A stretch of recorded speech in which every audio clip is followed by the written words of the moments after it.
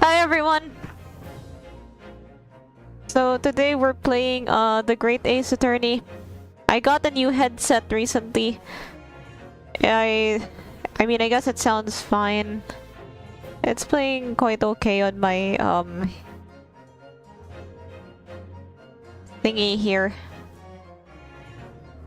I'm just kind of hoping that I can keep if I can't avoid the internet issues, I could at least keep them to a minimum. So, with that in mind, the stream might be a bit short. And there might not, and it also might get less, and the streams might also get a bit less frequent next week or so. I don't know, I feel something's been off with my internet provider. Apparently, so I've been told.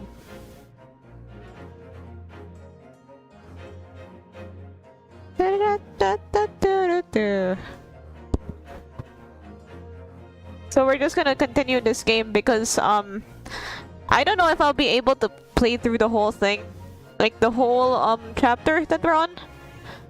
I think we're on chapter 4. It looks to be quite long.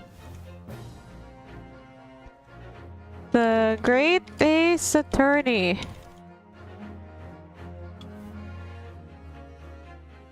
Hello, good morning.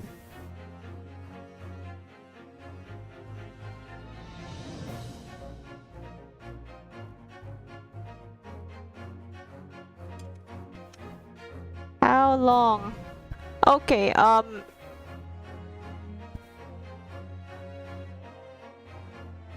anyway, this might be a bit long because yeah, I'm just kind of hoping that the internet issues are put to a minimum because I'm a bit scared of what if they are. Let's load our last save. It seems that the internet issues could at least not be as frequent. Let's get started. Also, the stream might get a bit short. Let's examine things. That's a full-size cannon. What's it doing in here? Oh my! It's real! I thought it might be a replica. That old thing? Bah, that's a little more than a toy. Sorry? The army was selling it off when I retired, so I decided to give it a new home. Never know when the enemy might attack next. Surely useful to have a cannon about the house. Really? It isn't overkill? Be prepared, I always say. You never know what in this twisted world is gonna throw you next, boy. You think there may be trouble brewing, Mr. Garrett? Always is. Take Joe in here. Never fails to have a clean apron in reserve. Drives them over the barrel, you see. They drive very well in the cannon there, Joan tells me, which rather proves my point, I feel. It's been reduced to a drying rack. No wonder the huge cannon looks like it's hanging its head in shame. Alright, let's have a look-see at what else is here. I'm not sure if any of this would be, like, important to our case, but it doesn't hurt to investigate more. I actually had a couple ideas for this stream, but I ended up deciding on this one. One of the ideas I had was... Okay, so I had like the idea to play something on Roblox. I also had the idea to rank every Eurovision song this year. I had, yeah, basically some things that I was worried that either would flop or would be too much setup. I really need to start like putting more effort into these stream setups because... That uniform looks fairly ancient, doesn't it? It's clearly been well looked after, though. That old thing? Ha! Not much better than rags, really. Oh! Wore that ceremonial garb at my retirement bash, you know? But I'm not one for dwelling on the past, me. Would have gladly thrown it out, but you know how it is. I feel like this accent that I'm putting on isn't really that British at all. I've been watching like some YouTubers with British accents, and I feel like I'm very far off. But then again, I haven't had to do a British accent in a while. My last Ace Attorney stream was like 3 weeks ago, maybe. Anyway, doesn't it hurt to have the odd piece of memorabilia lying around, doesn't it? Oh, I see. Perhaps we should leave the past in the past. So we have some breakable stuff, some books. I guess the books might be important. I notice you have a pile of books here. Do you enjoy reading? Ever experienced a London winter, boy? The nights are long. No better way to pass the time. Hello, Light Leon. In front of the fire with a jolly good book. Oh! There's a copy of Friends magazine here, I see. No doubt Mr. Garabin enjoys the adventures of Sherlock Holmes, too. The great detective has a great many followers, it would seem.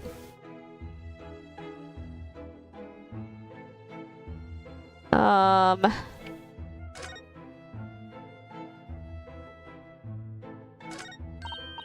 look! What a wonderful collection of cakes lined up on that gleaming silver cake stand! Lined up? It looks more like someone has half demolished them to me. Afternoon tea is a time of indulgence, you know. It is quite the English way. It is Mr. Garabin's custom to take 2 cakes with his tea. That sounds delightful! Oh, wait a minute though. There are at least 10 cakes on this cake stand. Well, naturally! And it would never do to waste the leftovers. So whenever Mr. Garabin doesn't eat, I say to myself, Joan, you shall have to tidy up. How magnanimous of you.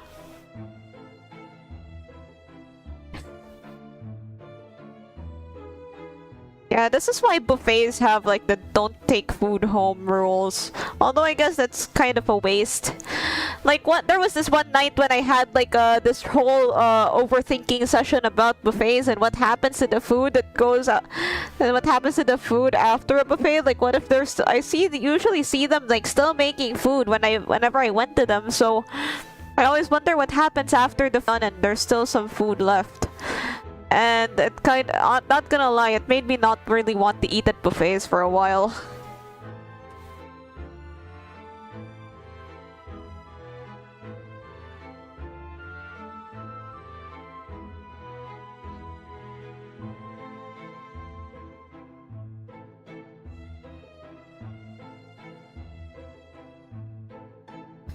Internet! The internet! God damn it. Can I have one day without internet issues? Alright, let's keep investigating. That looks like a Medal of Honor, and it's showcased in a very grand banner. Yes, it's displayed with some pride, I would say. Although it bothers me that it's not straight. What, that old thing? Sorry? I should be glad to see the back of it, but the general would turn in his grave if I disposed of it. The wall's the best place for it. Keeps the bully thing out of my way. So it's just been polished to shine by accident, I suppose. There appears to be an inscription on the medal itself. Look! Let me see. It says, "For distinguished participation." Sounds like the kind of honors even I could be in line for. Well, one doesn't like to blow one's own trumpet, but I was given that for my time in the army. Can't measure an officer by the number of medals to his name, of course. Common knowledge in military circles.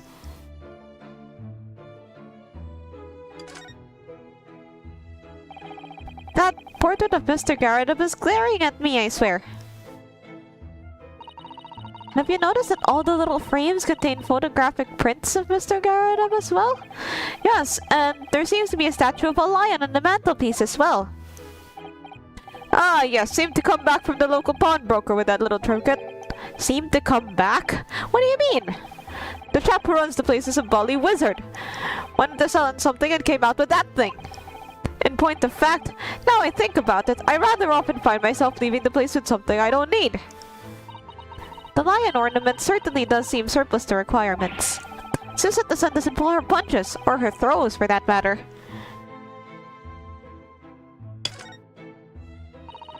Look at that enormous screen! Must have been put there deliberately, surely? Yes, it certainly seems like someone's trying to hide something. What could be behind it, I wonder? I'm gonna have a very quick look. Just a little peek. Maybe let's not, Miss Susato. I think the maid is gonna head us off with a cup of tea. Okay, so we can't look here. I mean, I guess we could try the window. This window looks out over Briar Road, where the young woman was attacked. Oh, yes, I could make out the policeman on the far side of the road investigating the crime scene. The glass is rather murky, isn't it? You can't see very clearly. Does the thing open at all, I wonder? I shouldn't underestimate the bitterness of a London winter.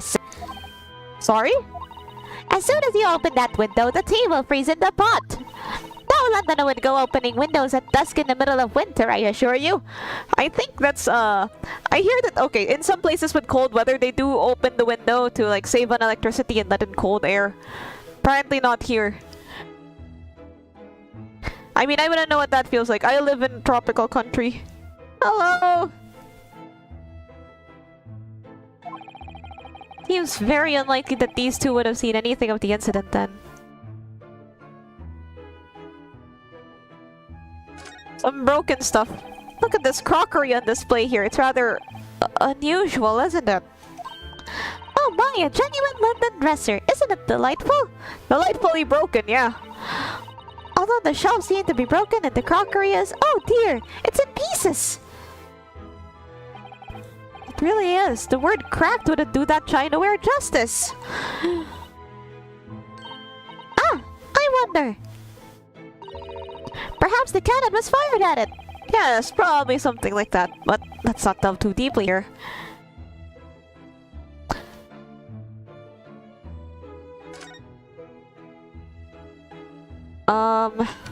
Okay, so there's a bucket, some books. I feel like I've already investigated everything that there is. Unless there's something I don't know about. Can I... Oh wait, there's... Wait, there was something here. A candlestick? This old candle holder looks a little out of place here, wouldn't you say? Yeah, you're right. It's clearly supposed to be gold, but it's almost completely black for some reason. Ah, that old thing. Yes, just a cheap piece of ironmongery. Gimcrack, really. What is this word? I never heard this word before.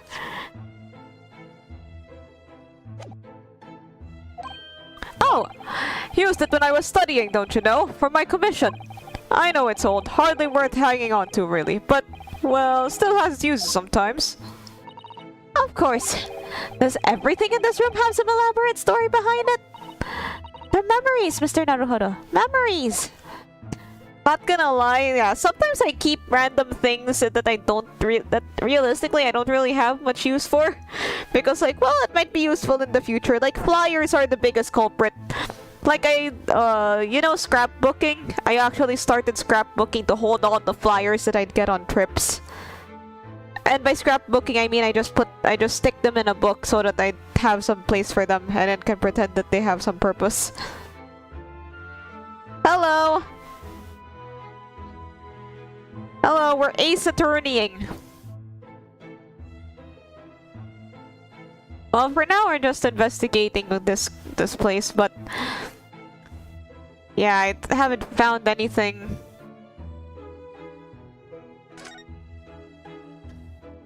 Haven't really found anything of consequence.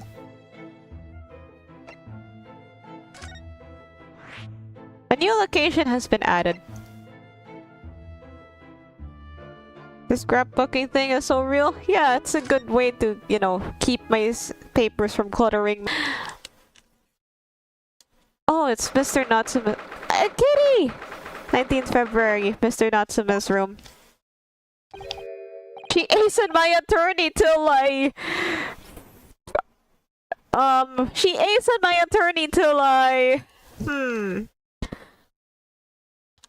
A cut-up soda can? Oh, well, one of the ones that I put in mine was, I went to Shanghai and I bought this, this bottle of coffee, and it had like a Vocaloid character on it, so I cut out the label from the bottle of coffee, much to the confusion of the people I was traveling with. So and then I put it on my scrapbook. I actually have some, like an origami boat here that I could probably put in there. Just look at this place. Okay, she aced on my attorney till I updated autopsy report. And smell it! It's so musty in here! I suppose it's the mountains of old books that are responsible. Where am I from? Oh, I'm Filipino. That are responsible for that.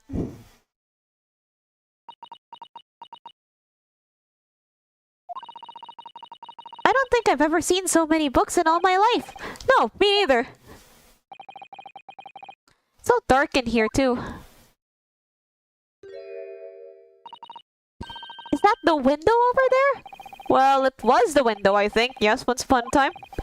But for some reason, it's been closed up with bricks and mortar. So this is where Mr. Natsume lives. By the way, haven't spotted Mr. Sholmes anywhere, have you? No, that's true, but according to what Mr. Garanab told us, the great detective should be around here somewhere investigating. And then we turn to the side and then he's like hanging upside down or something. Kitty! Let's investigate the cat. Oh, it's so cute!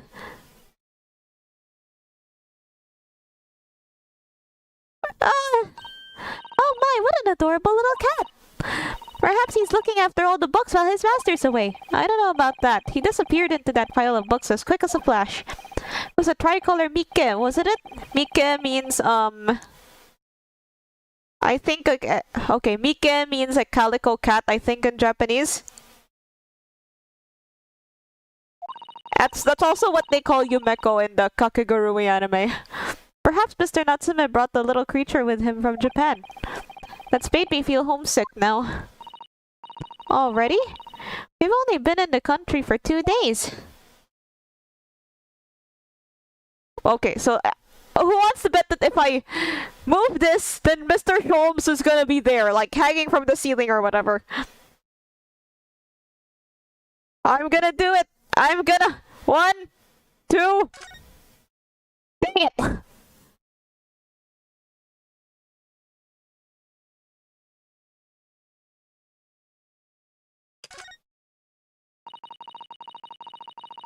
That desk seems to be wedged into a crevasse between the mountains of books from either side.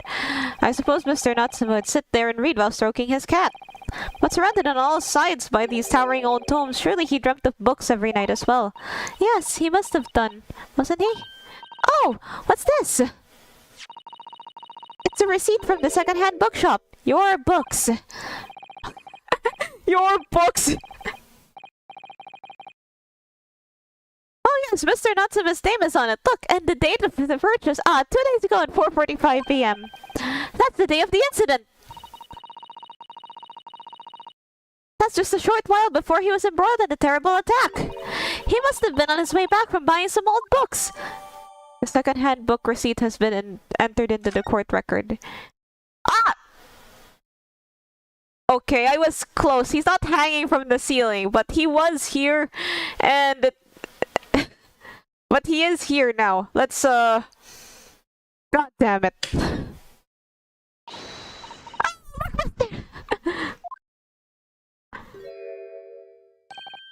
Aha! There he is! Where did he appear from? Like, he wasn't... like, they literally just... I hope he won't mind if we disturb him. Hello, Mr. Holmes! Ah, you two! Good day! Now, let me see. Where is it that we've met? Oh, Mr. Holmes, we were together in the SS Borea. Yes, of course, the Borea. And let me see. What happened on that voyage? It was Kazumasugi. He died, tragically, but you were a great help to us. Debatable. Ah, yes, but of course, the case of Mr. Atsugi. It was the one with the snake, wasn't it? Oh! Well, you seem to remember something of it, at least. What an honor to be remembered vaguely by the great Herlock Sholmes. This is Mr... Oh, no, my dear madam. Hold your tongue. I pride myself in my superior powers of recollection. Your names are safely recorded in my brain attic. Miss Naruhodo and Mr. Susato. Bruh. Try the other way around, Mr. Sholmes. I lose the first round. Imagine this guy with, like, Imagine this guy, but he sounds like Benedict Cumberbatch. I don't know, I feel like that would be funny. Like, Benedict Cumberbatch always sounds super serious. But he is very unserious. But some Scotland Yarders ambushed me at the railway station and whisked me away to a crime scene. It was an entirely trivial case, of course. I solved the matter in no more than 30 minutes. So they apprehended Sasaki-san in that short an amount of time? The legal system here is fucked, truly. I'm afraid the pursuance of a new case has dulled my recollection of my past involvements a little. A little? It is a mistake to think that one's brain attic has elastic walls and can distend to any extent. I do my best to forget useless facts, as they should elbow out the useful ones. Yes, those are my own words of inimitable wisdom, for an adventure titled The Study in Scarlet. Please, there's no need to quote yourself. I don't always remember my prose of wisdom, but fortunately my associate pens them beautifully. He means Iris, I suppose. Mr. Sholmes, we have some extremely important questions to ask you about the trivial case you just mentioned. Goodness, what an earnest expression! My dear madame, I should be only too pleased, and this murky room is an apt place to discuss the murky case. I want to examine more of the room. I'll talk to Mr. Sholmes later.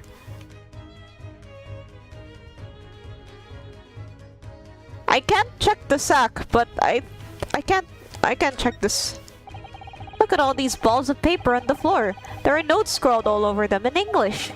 Looks like the waste paper basket's so full they've just fallen out. I think Mr. Natsume must have been deeply... Hello, cheeseburger. Deeply immersed in his research, don't you know? Or deeply averse to tidying up his mess. I wouldn't like to speculate which is closer to the truth. Where's the kitty? I want to see the kitty again! Look at all those books stacked up there. They almost reach the ceiling. They're all works of English literature, and they all smell so musty. Yeah, like, library book smell. What a volume of books to hand. You'd never be short of reading material, would you? No, what a dreamy idea. A bad dream, maybe, for me at least. Mind you, I don't imagine the book that's at the bottom of the pile now will be ever read again. Ah, so reading is an experience that comes with once in a lifetime, just as the tea ceremony teaches us. I certainly didn't expect the conversation to turn down the path of tea ceremony philosophy. I mean, like, okay, so some books you read again and again, but some books you just kind of ignore after the first reading. It really depends on whether you like the book or not. Like, I only, okay, so there was this magical place called the library that I don't have much access to anymore. Like, it's because I would just borrow books that I didn't buy a lot of books in my high school, college years. And then basically only... And nowadays, it's a bit harder to find books to read because I don't really go to school that... I mean, I am doing, like, grad school, but I don't go to the place physically. I'd like to because the school I go to has a nice library. And I might need to read more books for the thing I'm studying.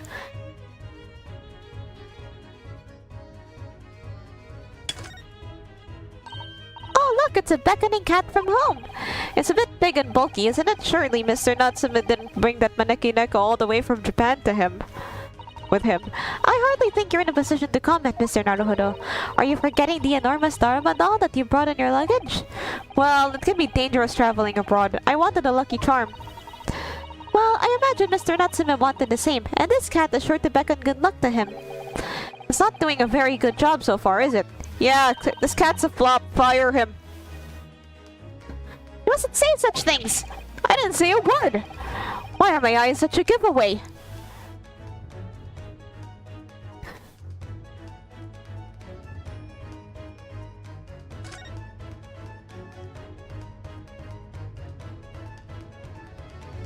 Okay, nothing else to, the boarded window. Could you even call this a window? I think so. It was a window at one time after all. Although all that remains is a frame around some bricks now. So really it's just a wall then, isn't it? But why would anyone deliberately brick it up like that? It's so bricked up! I'm afraid I have no idea. Ah! Perhaps Mr. Natsume painted the brick design in a fit of whimsy. That's alarmingly feasible. Anyway, whatever the reason, the lack of ventilation in here makes the place very oppressive. It does. I imagine being cooped up in a room like this would be extremely trying. Alright, let's talk to Mr. Sholmes.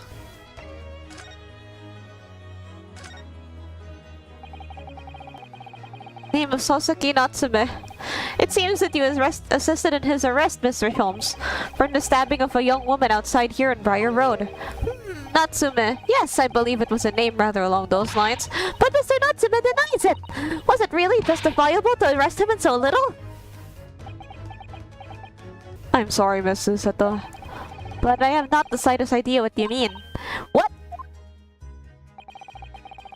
I can't believe he was looking Susato-san squarely in the eye while feigning ignorance. I assure you, I am not merely feigning ignorance. It would appear as if the pair of you are under some misapprehension. Oh? How?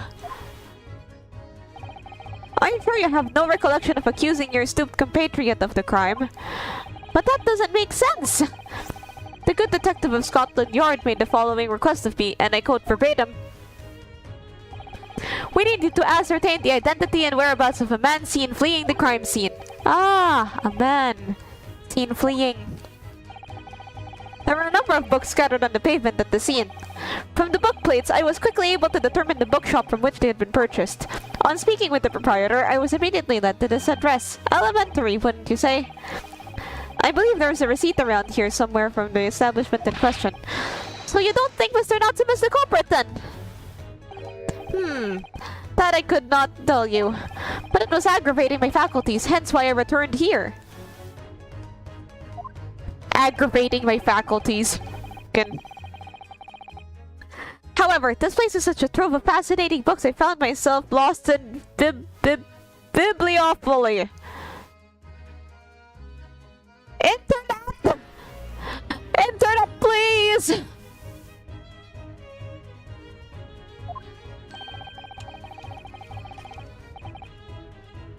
Ah, the internet's back.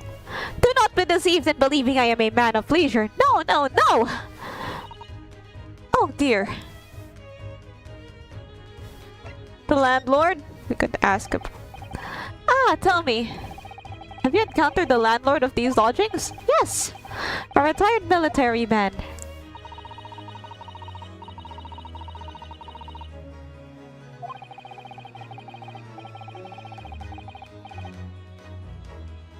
Made from the great British institution that is service.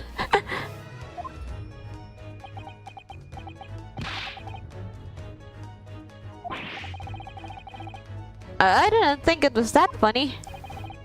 I do apologize. As you may be well aware, many households in London employ a maid. Yes, I read as much as my Great Britain primer.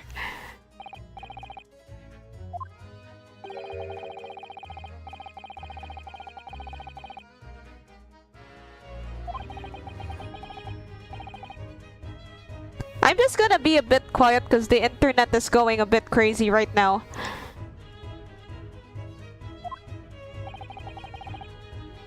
He's explaining like if a maid is, if you employ a maid, basically, those who employ at least a single maid are considered middle class. Those who do not are beneath that.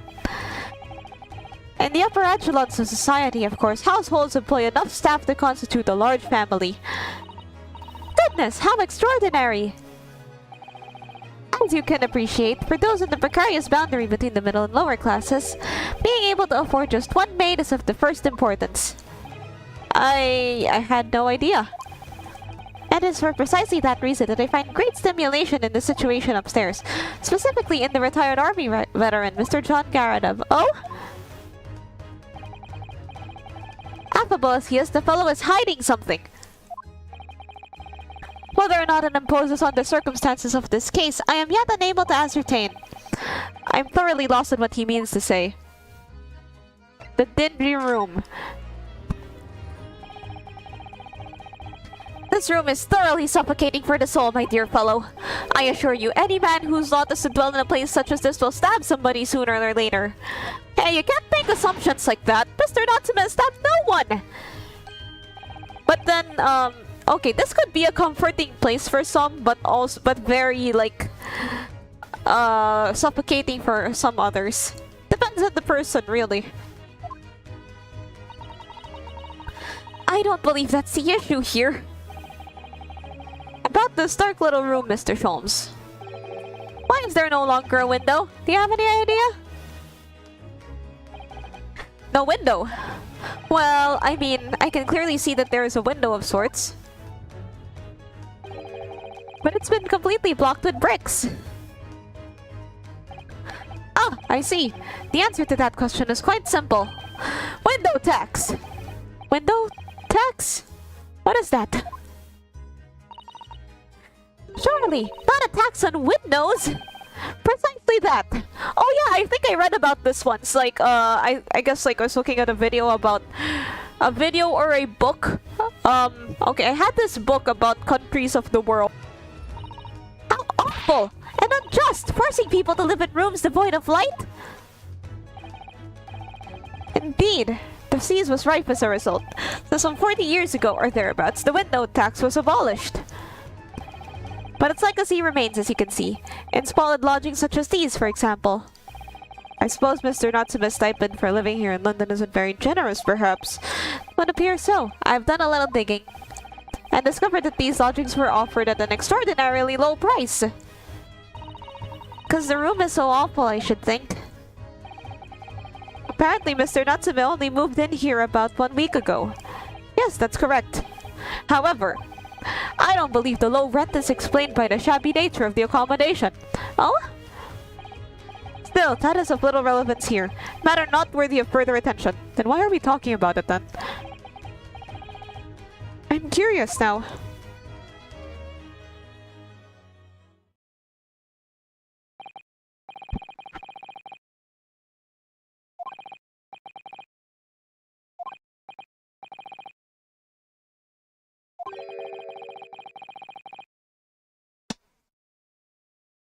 Was it not your intention to become a practitioner of law? You remember that, did you? Will you perhaps be offering your services in this very matter, I wonder? To the occupant of this room? Mr. Natsume, was it? I'm not sure. Not sure? On what grounds? Well, I actually defended someone in court here only yesterday. Really? Well then, I congratulate you, sir, on an ambition realized, and so promptly, too. The thing is, it really made me question things. Am I right to believe in my clients? To trust in their innocence? Yeah, so basically, for those of you who are only tuning in here now and don't mind spoilers, I mean, you probably don't mind spoilers seeing as you're here. The guy that we defended the last time, he may not have been as innocent as he has led us to believe. Mr. Willy Wonka ripoff over there. Mr. Natsume didn't do it, did he? My dear fellow, I haven't the first idea. Oh, but I thought that's why you were here. Didn't you come back to investigate? Ah, yes, that was indeed my initial intention. But there are simply too many fascinating books here. I couldn't possibly ignore them. Oh, I see. Nevertheless, there are 2 facts that I can state quite unequivocally. The man who fled the scene of the crime 2 days ago was the Japanese occupant of this room, and there are witnesses who swear to having seen the same man commit the crime. That's all I can say. Ah, and one more thing. Oh, what is it, Mr. Sholmes? Tell us! I cannot say with any certainty whether or not this is of relevance to this case, but I am quite sure that the retired army man who owns this property is hiding something. Mr. Mr. Sholmes said as much before, actually, didn't he? Now I'm curious, what is he hiding? What could he be hiding? Like, the maid was purposely trying to get him to shut up about something? Oh, I just noticed something else. There's like a pickle jar here on Mr. Natsume's shelf.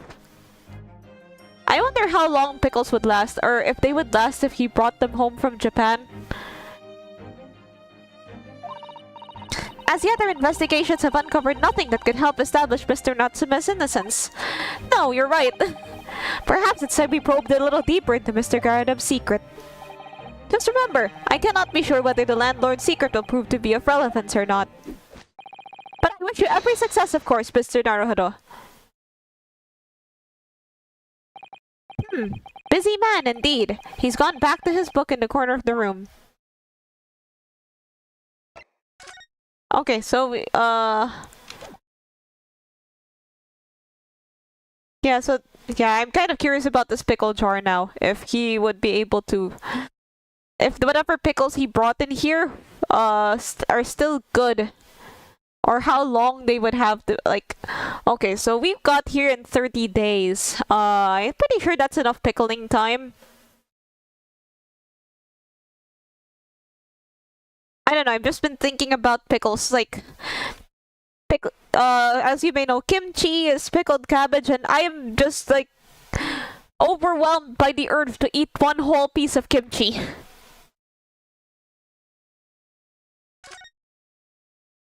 Like, whenever I open my fridge, because my parents bought kimchi recently, I opened the fridge and it smells like kimchi, and I'm just like, wow. It smells so good. Anyway, let's ask the army man.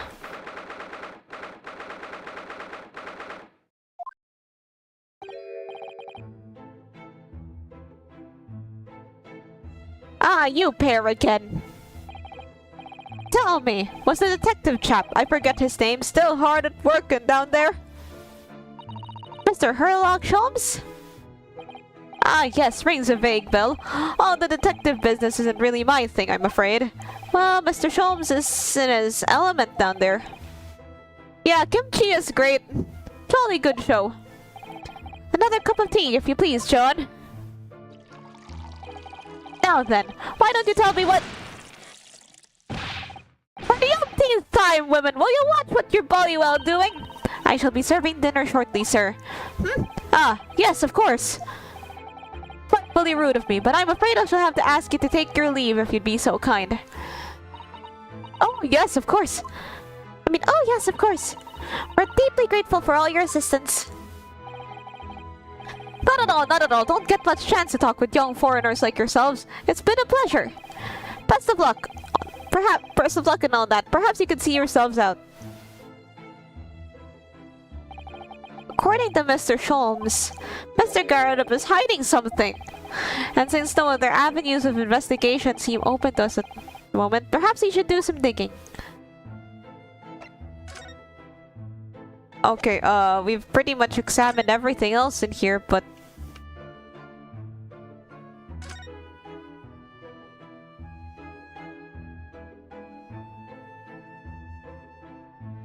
What? Yeah, this is basically how I was expecting to find him the last time. What's he doing over there? This is like those I Spy games, but it also gives me a little jump scare feeling. Mr. Sholmes, please don't jump off the window. Oh, gracious, when did you sneak in here?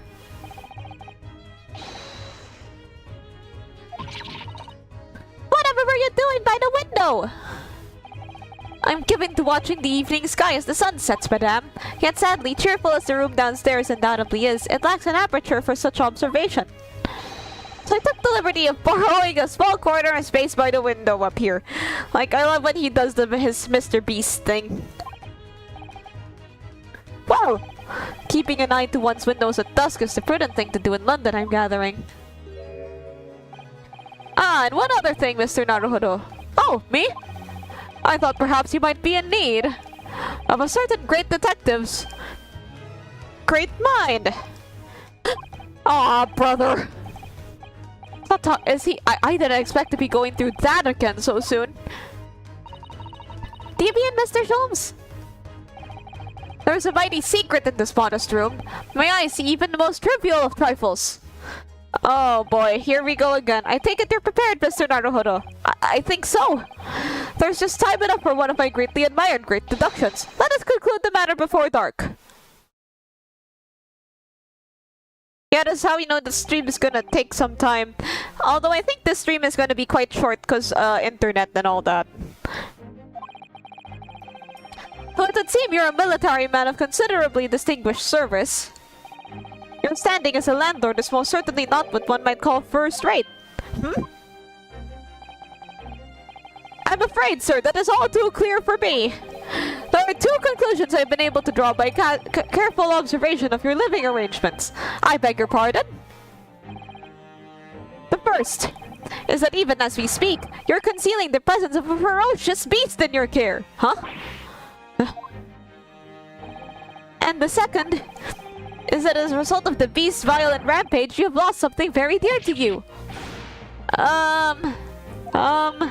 Mr. Naruhodo, look! The old man's broken out in a cold sweat. Unbelievably, it seems Mr. Sholm's conclusions are both spot on. How? How could you possibly... How could I possibly know, you mean to inquire? The answer couldn't be simpler, sir. For in the dense jungle of logic and reasoning, I am the king of beasts! A Mr. Beast, if you will. And I know only too well that wild beasts are not easily tamed. So... shall we begin? Once again, Sherlock Holmes is proud to present his logic and reasoning spectacular! Yay! The Great Deduction. The game is afoot.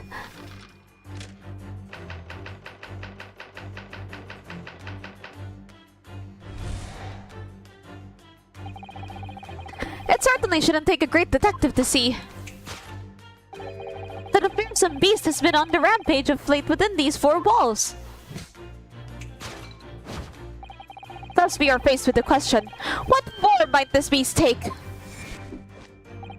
Ah, for a man with a military breeding, your eyes are uncommonly candid. Your furtive glance, Mr. Garrett, leads us directly to the answer. The true nature of the beast that has run rampant here is revealed by that lion statue. Huh? Yes, though an army man, you appear unimposing at best. A fact that has fueled your admiration for the mighty lion, the king of beasts. What is this pipple, I asked you? In the end, your admiration became so great, in fact, that you had a living, breathing specimen shipped in from India, which you tried to keep in this very house. This is the second, like, wild animal-related great deduction in a row. What? Yet living with such a wild beast proved more difficult than you had imagined. The chilling traces of a wild rampage are still very much in evidence. Well... yet as we look around, the beast in question fails to present itself. Where could this angry creature have disappeared to? Madame? Me? I pray you do not consider me unchivalrous, but it is plain to me to one glance in your direction. It is. Your dress pocket gives us a handsome clue to the beast's current whereabouts. For protruding here, there's a handbill advertisement in the circus show. Ah! Yes, you sought to dispose of this terrifying lion, Mr. Garadab. Ah, Batty Circus. A traveling show currently sojourning in a nearby park. I have observed the tents. You sold the savage lion, sir, to the circus troupe. I certainly did not. I believe I made my point. The fearsome beast which ran amok in this room is an Indian lion. And a simple visit to the circus now will reveal the lion prancing jubilantly through a ring of fire. A rampaging Asiatic lion.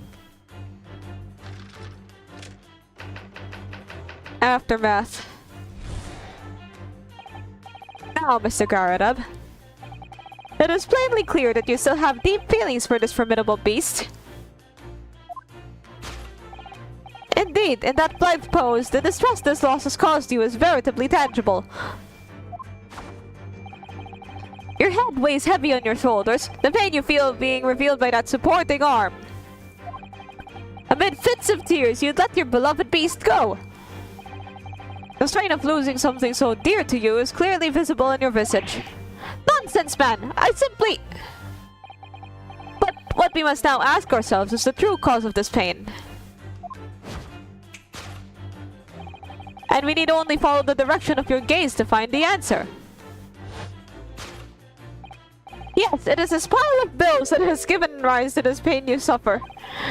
Every envelope contains another demand for payment. For cartloads of meat, potatoes, wheat, and tea. Indeed, feeding your beloved has had devastating impact on the financial circumstances of your household. And so you had no choice but to let it go. Yes, well, Now, in a final fit of rage, the ferocious beast carried out one last unimaginable attack. Unimaginable? The aftermath of which can be clearly seen by observing the carpet over here. A very expensive woolen carpet, if I am not mistaken. Oh, dearie me. What could have caused such a destructive outburst?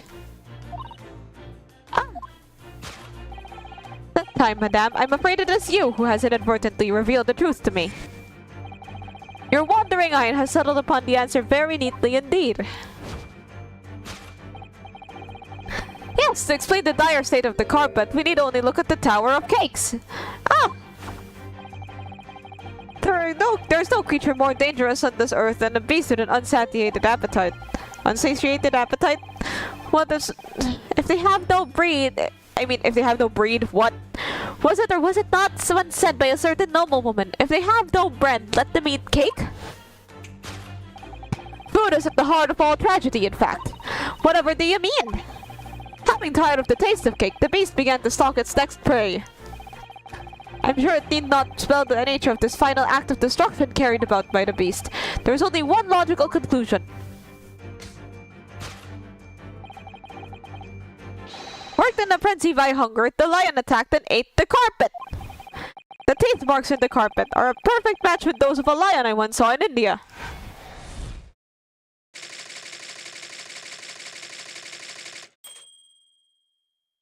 No words. Excellent. 10 out of 10. Thus concludes Sherlock Holmes' great deduction of the beastly puzzle. Yeah, that's my face right now. What is the matter with you, Joan? You're pouring scalding hot tea over me. Oh, I'm sorry, Mr. Garrett. I'm afraid I didn't notice. My deductions can be startlingly sharp. It stands to reason that your cup runneth over. Indeed, my revelations can make people spill tears at times, too. Oh. Mr. Films, sorry to butt in again, but can I make an observation? Why, certainly, Mr. Naruhodo. What is it? Again? Well, your deductions just now. Do you really think a lion could fit inside a room this size? Indeed, it is the only explanation for the facts. The terrifying truth all too often relies beyond the realms of common sense. But wouldn't it be an idea to consider what lies inside the realms of common sense as well? But if an uncaged lion had run amok in this very room, surely Mr. Garadam and his maid would have been hurt, or worse. Ah, that's where you're stuck. No doubt the former military man held his own against the beast using that large cannon. I thought you said they sold the lion to the circus. And what about the food? Meat and potatoes are one thing. But I don't believe I have ever heard of a lion that drinks tea. Well, maybe he's a very classy lion. Ah, my dear Miss Susato, it occurs to me with some regularity that irrespective of race and breeding, whether anyone lands in Great British soil, they're infused with a highly appropriate taste for afternoon tea. Yeah, the moment you land and the moment you set foot in England. Wow, I really want some tea right now. Well, I like tea. Tea is good. Oh, what a glorious notion. Well then, Mr. Naruhodo. It's your turn to shine again. I had a feeling that was coming. Oh, the yaoi comics, they're not from me. They're probably coming from somewhere else. A side message, that's all Mr. Sholmes— a side massage, that's all Mr. Sholmes' deductions need. You can do it! Excellent, I've been waiting for my trusty partner in deduction to step forward, Mr. Naruhodo. We don't even know yet whether or not this is gonna help with Mr. Natsume's case. I mean, even if it doesn't, it's still fun, at least. Still, uncovering the truth is always worthwhile, whatever the motivation. At least, that's what I want to believe. Let us start again, from the beginning. Of Herlock Sholmes' logic and reasoning spectacular!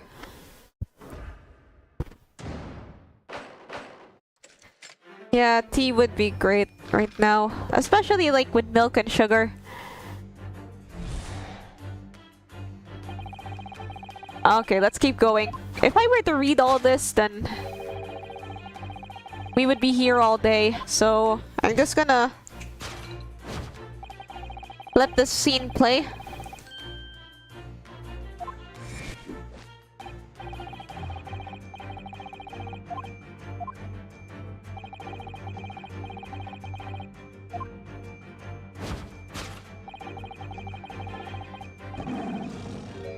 The lion statue. I really didn't see the lion thing coming. No, but if you observe Mr. Garradub's reaction, it rather seems as though some beast did indeed run amok here in this room. Yes, something with a very fierce nature. But it couldn't have been a lion transported from India. So what was it then? We must follow Mr. Garradub's gaze. That will lead us to the true answer. Oh yeah, speaking of, like, I had this whole thing about the... I had this, Okay, so earlier I went on about, like, the pickle jar and how the pickles would have lasted still. So, yeah, like, it's also... I also remember that cat that was in Mr. Natsume's room. Would he have been able to bring that?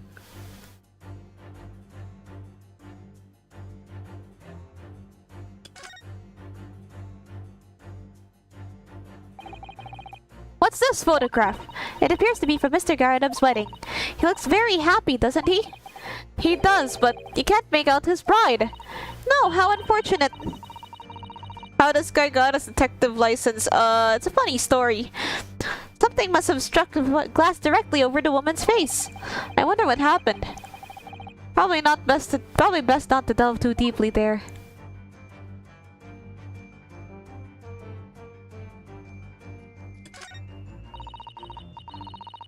The glass is broken, so you can't see the bride's face at all. But no amount of cracks could hide the woman's plump form. I think powerful would be kinder than plump, Mr. Naruhodo. Yes, she certainly looks that. There's a lot of horsepower there. Not someone you'd want to upset, that's for sure. Oh look! Have you noticed her wedding ring? It's very large, isn't it? Yes, that's an unusual design. It looks like some sort of embellished sun.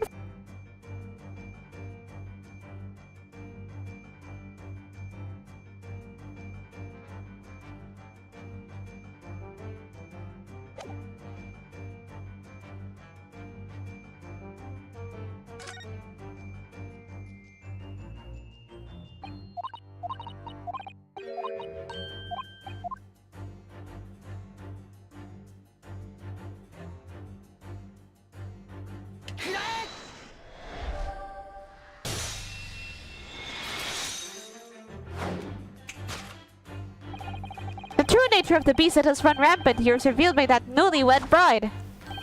Precisely, Mr. Naruhodo. No other explanation could possibly fit. Yes, this frame print picture is what pictures your wife, miss.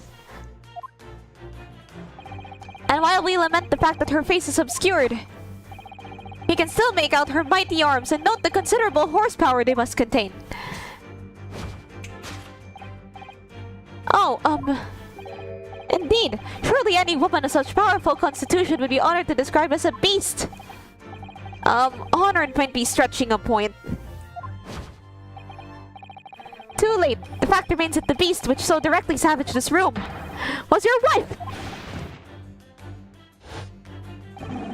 The chilling traces of a wild rampage are still very much in evidence. How this guy got us detective... Yeah, like... Pretty sure his detective license is just a paper that says I can do what I want.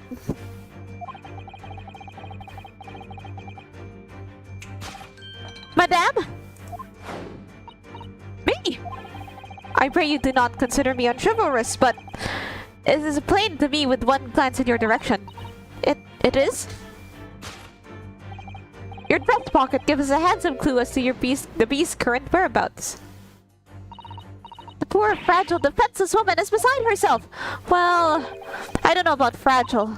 Oh, dear.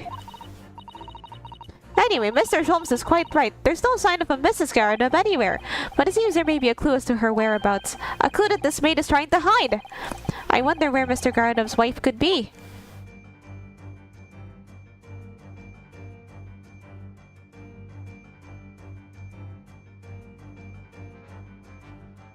I can't move my viewing down.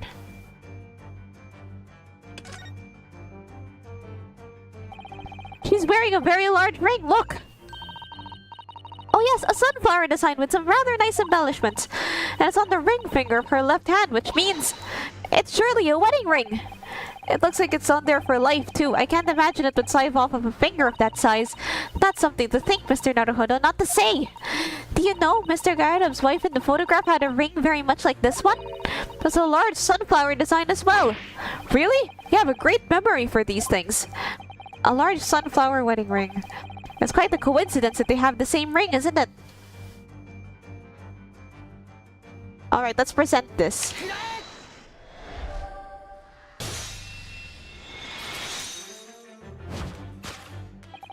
Your wedding ring gives us a handsome clue to where the beast's current whereabouts. Ah! Indeed it does. That flower be Dang it! My reading powers!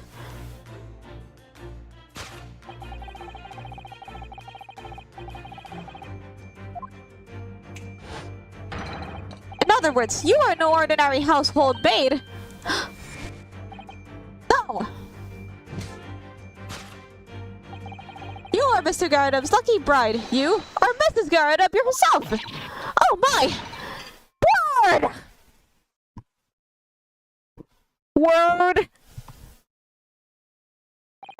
Well, jolly fine detecting, sir. As you rightly surmised, this is the wife, yes, my Joan. Rather let herself go, you might say, but she was a bally corker back. Ah! Would appear that you don't live in the most comfortable of circumstances. After all, you're a retired army man, yet you're in the business of renting out rooms. I would assume, therefore, you have insufficient means to employ a maid. Would that be correct? It's not right, I tell you! I was second lieutenant of the 3rd Regiment. A man has his pride, don't you know? By golly, it's a sorry thing when a chap can't even afford to have a single maid in his employ. Yes, here in London, one is rather judged. A household cannot be considered worthy of society if it employs no staff at all. Though in my considered opinion, such concerns about appearances are a folly. You mean Mr. Garrett has his wife work as his maid? Precisely. Am I right? Only in company, obviously. But listen here. This must remain a secret. Tip-top secret, please.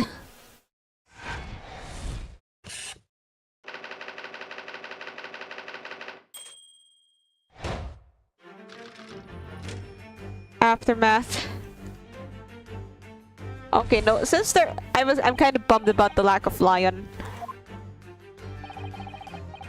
It is plainly clear you still have deep feelings for this formidable beast. Indeed, in that blithe pose, the distress this loss has caused you is veritably tangible. I won't be reading...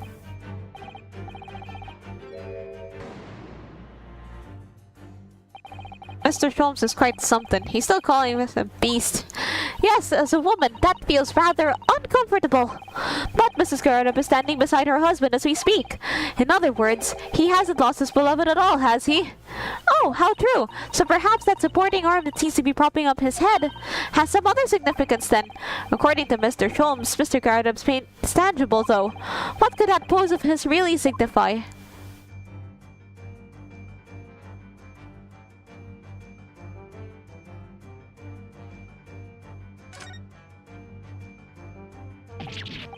my! Look at that bright red mark!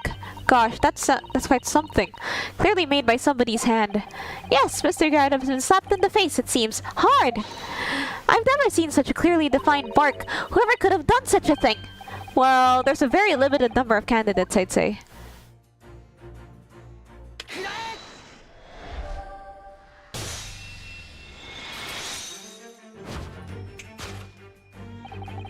Your head weighs heavy on your shoulders, the pain you feel being revealed by that slapped cheek. And of course, the deliverer of that impressive mark of your cheek that refuses to fade was you, Madame John. Well, yes. You've been desperate to hide the slap mark on your cheek, sir.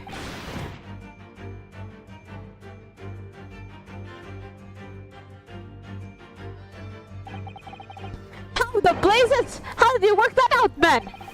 Nothing escapes the notice of one trained in the art of observation, my dear fellow. That's why you haven't looked directly at us even once. To keep your other side from view. Well, Now, let us proceed to the next conundrum. Why were you subjected to such a violent slap? In other words, we must ask ourselves what caused Madame Garrett to fly in a rage. And we need only follow the direction of your gaze to find the answer. Yes, it is this pile of bills that has given the rise to the pain you suffer. Didn't Mr. Holmes say that the bills were all for lion fodder? Yes, but now we've established that the lion never existed. Which can only mean that the thing responsible for gobbling up all that food was Mr. Gaddam's wife. Mr. Naruhodo, she's a person, not a thing! Yes, well, she's also a person who gave her husband a mighty slap round the face. One so hard it left a perfect hand mark, in fact. Yes, why would a woman want to hit her husband with such force, I wonder? I'd love to know the answer to that question.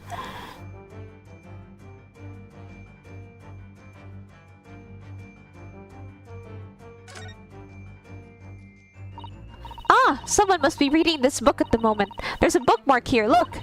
Mr. Garadam is clearly an avid reader. Oh, wait a minute! I don't think this is a bookmark. Oh no, so what is it? It's a note written in a woman's hand. Oh, James, I love you. Yours, Mary. And look next to the signature here. Lip marks, made with lipstick!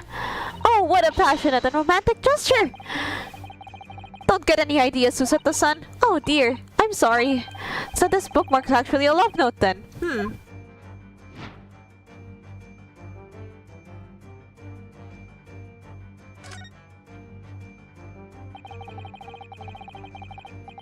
It's actually a love note. Yes, reading, oh James, I love you. Yours, Mary. But Mrs. Garadam's first name is Joan, isn't it? Yes, I believe we may be heading into dangerous territory here. It's very conspicuous after all, isn't it? You mean the bright red lips next to the woman's signature? Yes, it's the first thing you notice, of course. And it rather makes your heart skip a beat.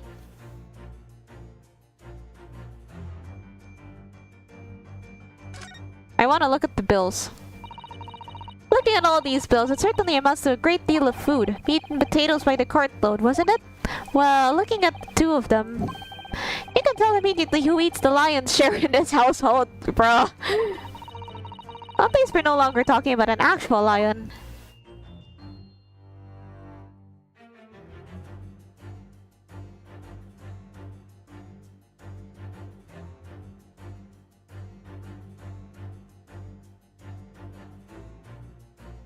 But here's the thing, like, it could be this, but I don't think it's... Okay, maybe she jumped to conclusions. I don't think his name is James. Or maybe he gave a fake name. I don't know. Whatever, let's present it anyway. I mean, we don't have, like, penalties here, so, you know, YOLO.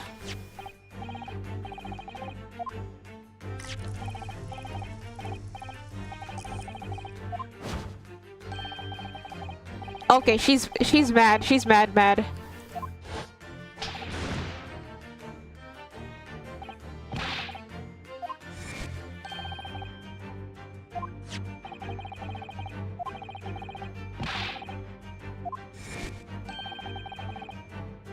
There's just in there, you say? That's right, that's what I've been saying. Ow! Oh, please, sorry. Now listen here, I explained at the time. I bought the book at that second-hand place, and that note must have already been there. So the previous owner of the book was using the note as a bookmark, you mean? That's right, that's what I've been saying. A likely story. For heaven's sake, woman, look at the name. It's written to James. My name, in case you've forgotten, is John.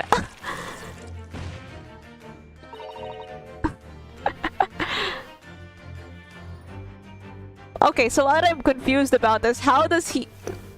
I was like, how does the tea, like, stay hot all this time? Like, that can't keep heat for long. But then it would also be pretty annoying. I wonder how his leg is feeling right now. It must hurt. Are you questioning my name now? Whoa, I think this is beyond my pay grade. You might need someone else. A marriage counselor, maybe? And there we have it.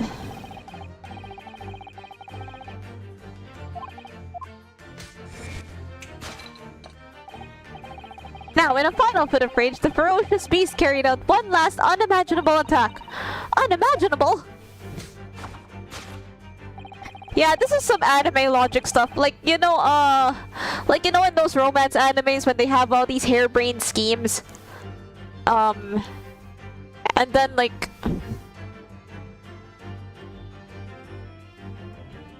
Like those animes where, like, the girl ends up slapping the male lead even though he didn't really do anything wrong. A very expensive woolen carpet, if I am not mistaken.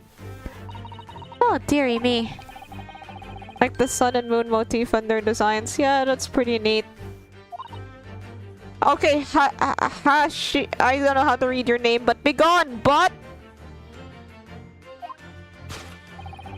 This time, madame, I'm afraid it is you who has inadvertently revealed the truth to me. Your wandering eye has settled upon the answer very neatly indeed. Yes, to explain the dire state of the carpet, we need only look at the Tower of Cakes.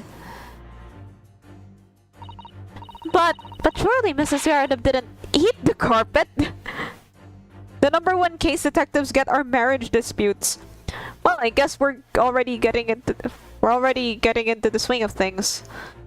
We're settling into the detective role perfectly, even though I think we're supposed to be lawyers. Eat the carpet means something else in case you...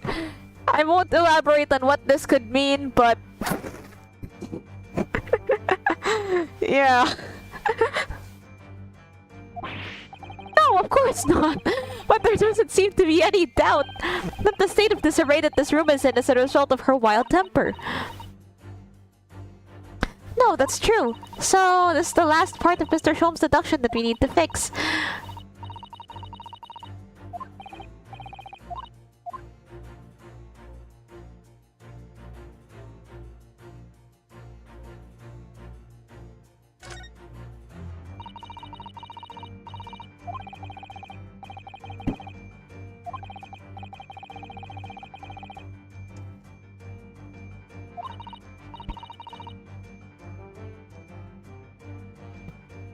Wait, I was having some water.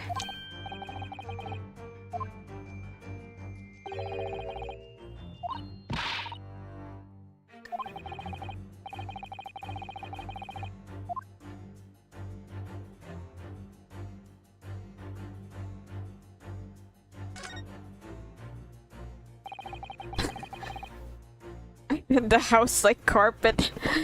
The carpet here has been ripped to shreds. Yes, and as long as, according to Mr. Holmes' deduction, the tears match those made by the tears! Whoopsie. Carpet diem. Carpet diem, as they say. That means you only have one carpet.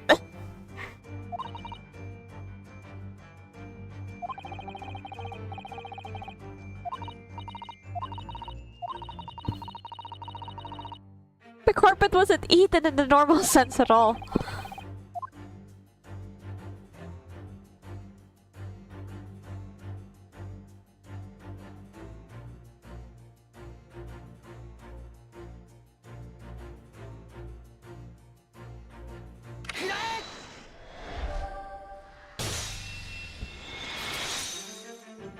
Heck yeah, I love when the glass breaks. Yeah, to explain the dire state of the carpet, we need only look at the candlestick. Most illuminating, my dear fellow, and of course, the only possible way out of this logical labyrinth. Yes, the remnants of a ferocious attack in which the carpet was devoured are clearly visible. Indeed they are. The scorch marks at the edge clearly give the truth away. Scorch marks? It would appear that this room was the scene of a little marital altercation. Martial altercation, like they're just doing karate at each other. Mrs. Gottem's mighty arm muscles left an impression not only on her husband's face, but on the entire room. The force of her strike caused the candle to fall from the holder. And in seconds, the carpet was alight and the whole corner of the room in flames. Yes, for the most ferocious beast in this world is either a violent lion or a vengeful woman, but fire! Yes, fire is very dangerous. Stay safe. And in this room, the ferocious beast buried its claws and ran amok. Eloquently put, my dear fellow. So you see, there's but one conclusion here.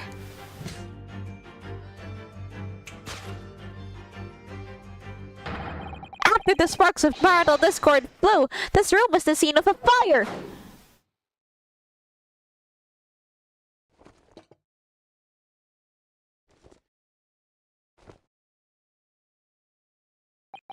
Mr. Sholmes, sir, I salute you!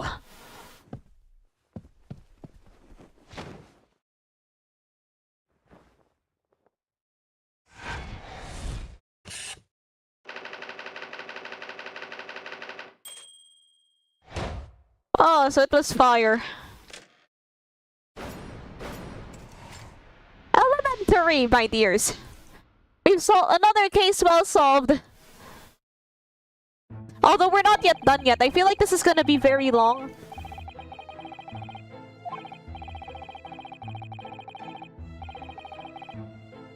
My old, yeah, those secondhand bookshops, like I didn't really get to appreciate them until I got way older and went to like high school or college. Like if you buy them from, buying classic books from there, why salute the fraud? Oh wait a minute, yeah, I'm the one that did all the work. What the? Yeah, you really grow to appreciate those secondhand bookshops. Like, their books cost way less there, and you can buy whatever, and you can basically buy anything. And if you're lucky, you might find something. It's a good place to find like classic books. Because lately I've just been reading classic books. I don't really have much else in the way of reading.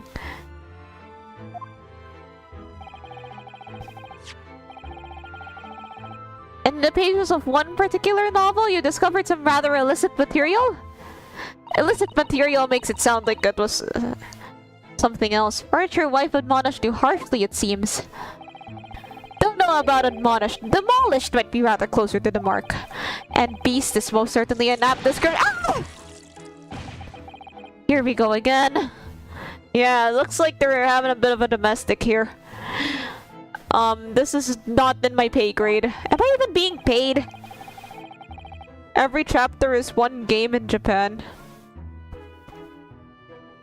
In the very first Phoenix, right? And the carpet, was that destroyed by fire when a candle fell on the floor? Afraid to say it was. Happened in the blink of an eye, you know? The whole place filled with smoke. Couldn't see a bloody thing. I was caught between the old stick's rage and the raging flames. You paint a torrid picture, sir. One that would have been most entertaining. That's sympathy for you. We should play the older Ace Attorney games soon. Like the original trilogy. I've been told that it would be fun. I've been told that I should check that out. I definitely will. I need to hear about these updated autopsy reports everybody goes on about. Had to hide the mess behind that screen for the time being. Over here, Mr. Garden? Well, you have nothing more to hide now, if you'll allow me. Oh yeah, I kinda turned the accent off sometimes with Sholmes. Oh, that's terrible. Had all my favorite old novels in that case. But as soon as the fire got hold of them, that was it. Whoosh! Up in smoke. No!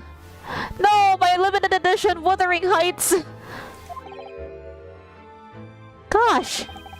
Then the wife started hurling things at me! What a terrible sight it must have been! There was I, back up against the window, under heavy enemy fire, incendiary books incoming 10 to the dozen. Worst of it is, I lost my favorite, book called The Lion's Pride. Well, it was still lion related, I guess. Your notorious love of big cats. I assure you, the title didn't influence my choice in the slightest. So the poor man really did lose something dear to him as a result of the ferocious beast's rampage. Actually, there's like a... I'm trying to think about real-life books that invoke animals in the title. I can only think of Moby Dick, which is about hunting a whale. And, let me think. It's The Catcher. I have never read The Catcher in the Rye, but it sounds like it's something about animals.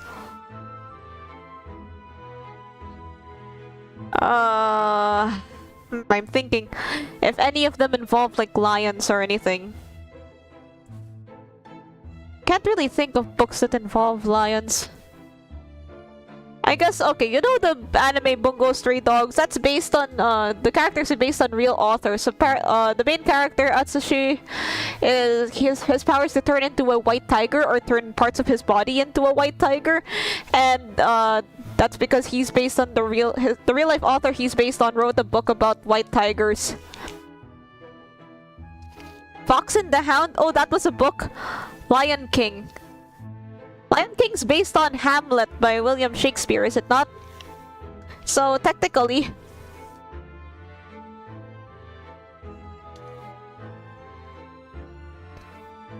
the other ones I can think about are like about dogs, like Old Yeller.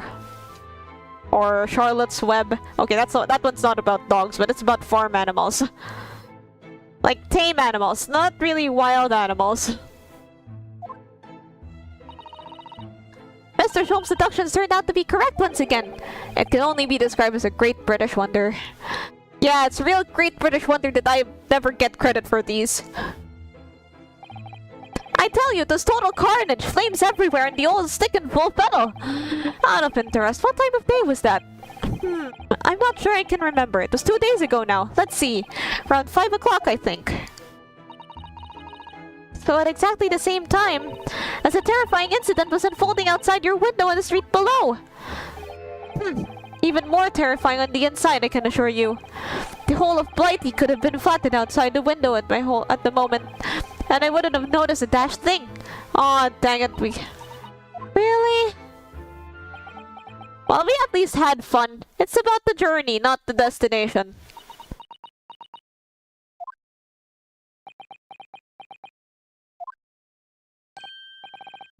Mr. Sholmes? Yes, Mr. Naruhodo? What can I do for you? Well, I think you've got to the bottom of Mr. Garadam's situation now. But what does it have to do with Mr. Natsume's circumstances? I can't help you there, I'm afraid. What?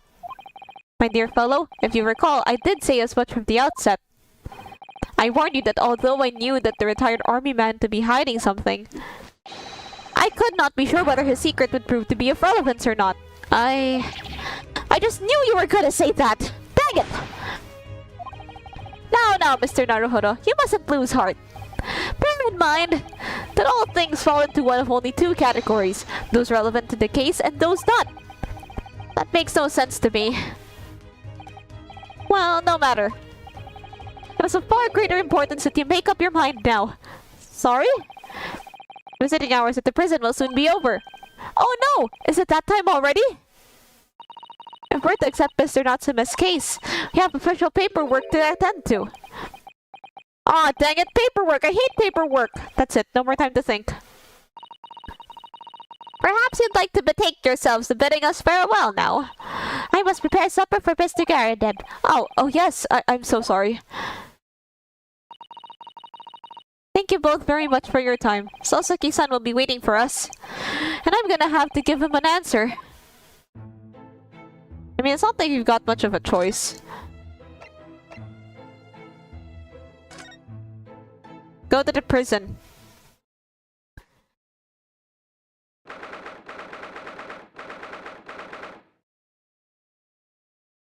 They still use typewriters in real-life courtrooms, don't they?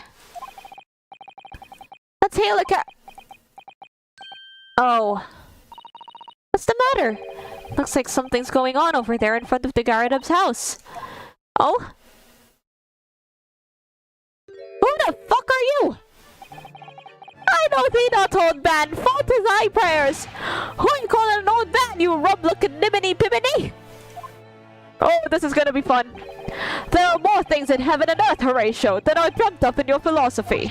Who's this Horatio fella, eh? What are you on about? Excuse me. What the? Who are you now? I'm sorry. It just looked as though there might be some problem here. And my associate here, Mr. Ryunosuke Naruhodo, is a lawyer, you see. A lawyer? What? If I could be of any assistance, I'd be happy to help. I'm from Japan, but I've studied English law. Fine, I'll be on my way for today, but you mark my words. This ain't over yet! He's JoJo posing. Stenographers is still a real job. Get me to an honorary! Is he just gonna keep quoting Shakespeare at us? Do I look like a bloomin' nun to you? His face! That facial expression! I hope that facial expression is gets turned into a meme. Oh, fair Eastern maiden, thou art so gentle! Thank you! What is that all about? There are more things in heaven and earth, Horatio, that are dreamt of in your philosophy. I'm not Horatio either. Forgive the inquiry, sir, but... Are you a lodger here? In the Garadub residence? Oh, fair Eastern maiden, thou art so right! Yes, I do dwell in this humble abode! What, you egg? He slaps him! He stabs him! Thou art so right! Sounds like a mix between, modern and old slang. Like, oh, you're so right! You're so busted! So right! Thou art very skibbity gyat right now! Absolutely based observation to be making! I'll keep going. Mr. Garadub mentioned he had another lodger, didn't he? This must be the man. Do you happen to know the other lodger who lives on the first floor? Ah, yes, a gentleman named Natsume. Oh, more worthy a polemist than my battle of words could there be? Sorry? Battle, did you say? Who is the stronger, Hamlet or Macbeth? Mr. Natsume and I sparred long into the night. I read, Macbeth in school. I only saw, like, I saw a high school play of Hamlet when I was in high school myself. I don't really remember much about it except the part where the actor said, I went to an all-girls school, so all the actors were girls, where one of the actresses said, get thee to a nunnery. And I think I remember the actors that played the main characters having, I don't know, their delivery wasn't the greatest. Natsume, my favorite defendant in the series. Yeah, I like him. He owns a cat. I love cats. This guy's face is sending me. I see. I don't fully understand, but it seems Mr. Natsume and this gentleman are acquaintances at least. So, fair maiden, so, good gentleman, I can tarry here no longer. Fare thee well. I didn't really understand him, but I think he's returned to his room. Seems he's unaware of what's happened to Mr. Natsume, so he can't really help us. With Sasuke-san and that man as lodgers, the Garadub house is certainly full of eccentrics. Anyway, I'll go and find a carriage. Yes, I'm sure Mr. Natsume is eagerly awaiting our return. Let's hope we can get to the prison before visiting hours are over. Ah, there's Mr. Natsume. There's something in his eyes. I can't really see that well. Like, striped, I guess? Oh, it's you! Here! You came! Welcome, student Mr. Naruhodo Esquire! Naruhodo Esquire!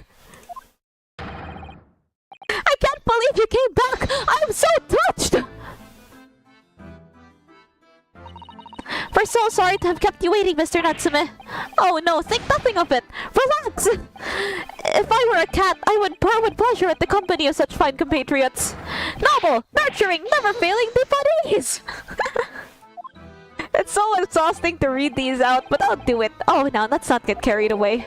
Oh, I quite agree. There's nothing more reassuring than the familiarity of one's native land. On the other hand, it is through friendship transcending international borders that one truly appreciates the fact. Such is my belief, at least. It's you! The miserable rotten spy! Sherlock Holmes! I'm sorry, Sherlock Holmes! Mr. Holmes, what are you doing here? I have no intention of doing anything, per se. Save observing, of course. Whatever do you mean, Mr. Holmes? I like how animated Mr. Natsume is. Like, his sprite moves a lot. His 3D model moves a lot. I wonder how this would look in the 2D eras of Ace Attorney. And having unmasked the secret identity of that eccentric pair, I decided I should drop in on my way home to see how our divested friend is faring. Gloomful room! At least your accommodation here offers a window, my dear fellow. In that sense, it is a superior option. Anyway, I must commend you on your taste in books. My day has been a delight and cost me not a penny. Ah! You! How dare you, Sherlock Holmes!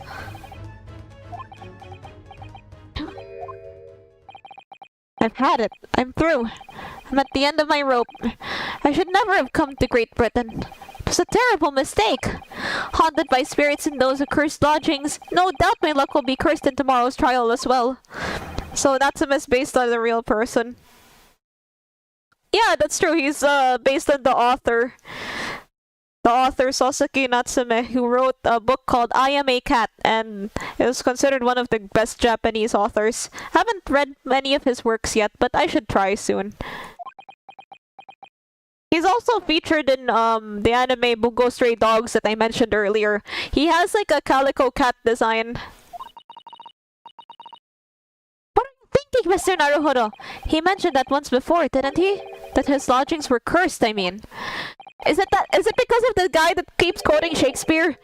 And there is much truth in Mr. Mustache's words. What? Cursed is a wholly appropriate description, I would say. From the man's lodgings, and indeed for tomorrow's trial. What's that supposed to mean? God damn it, Mr. Sholmes. Why are we always, like, having to do things, like, right away, tomorrow? Like, as soon as we get to Great Britain, suddenly, what murder trial?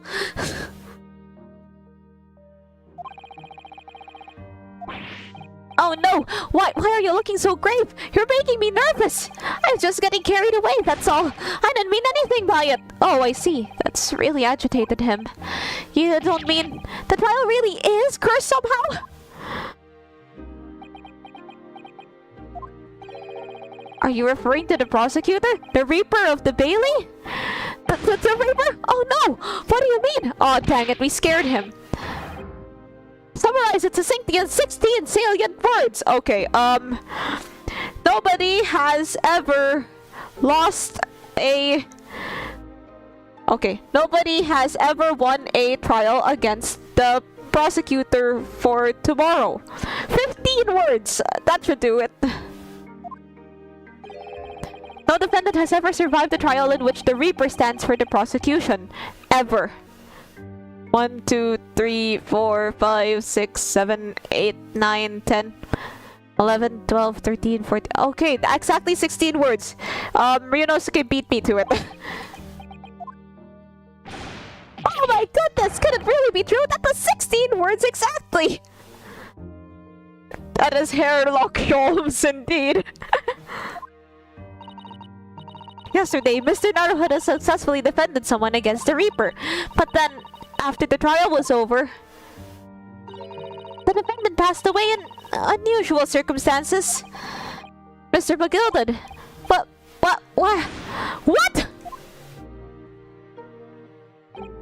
Ah, I am impressed, Miss Susato. You have an eye for detail. Actually, the Lord Chief Justice told us. Mr. Sholmes, surely it can't be that having failed have the accused committed? Lord Van Zieks killed the man himself! Oh no, he couldn't have, surely! No, he wouldn't do such a thing! You have some wonderful notions. Sorry? The man isn't a mass murderer, he's a court prosecutor, my dear fellow. Oh, yes. Why, of course he is. Ah, of course he is? Then why are you trying to scare me? Yeah, I know that feel. Could be said, however, that the real truth about the man is even more terrifying than your hypothesis. What on earth do you mean by that? The Reaper. Okay, let's ask about him. Van Zieks is quite exceptional man. However, in London courts of law, exceptional doesn't equate to winning every case without exception. That's good. Soseki-san looks like he's going to cry tears of joy. As you no doubt aware, in a British criminal trial there's both a judge and a jury. The judge officiates based on the letter of the law, whilst the jury offers public opinion and common sense. It's an excellent system whereby the defendant's guilt is considered from several points of view. However, public opinion in particular is somewhat easily manipulated. Right. Criminals and corrupt lawyers, for that matter, can use it to their advantage. By any means at their disposal, contriving evidence, calling imposters as witnesses, and so on. By such underhand means, those who would want to are able to sway the jury. Which means that even in the light of irrefutable evidence, the prosecution can fail. But it means the wrong verdict can be passed. And sadly is from time to time, my dear madame. It is simply the reality of the situation. And that's alright? However, those indicted by Lord Van Zieks cannot escape justice. Their fate is sealed. Oh my! Though the adjudication may see them leave the courtroom with their freedom, within months, they all disappear. And it's most striking. Disappear? But how? Ah, by all manner of misfortune, sir. Perhaps they are trampled under a passing carriage. Perhaps they fall under the Thames and drown. Like, I recently found out that the way you pronounce this word. Perhaps they fall into the Thames and drown. It doesn't really make sense to me, but, you know, rules are rules. When in Rome, do as the Romans do, as they say. Perhaps they are suddenly overcome by a raging fever. Or perhaps attacked by highwaymen. Oh, no. All examples of the reality of events here in London, I'm afraid, Mr. Naruhodo. Thankfully, the internet is pretty much stabilized by now. I knew it.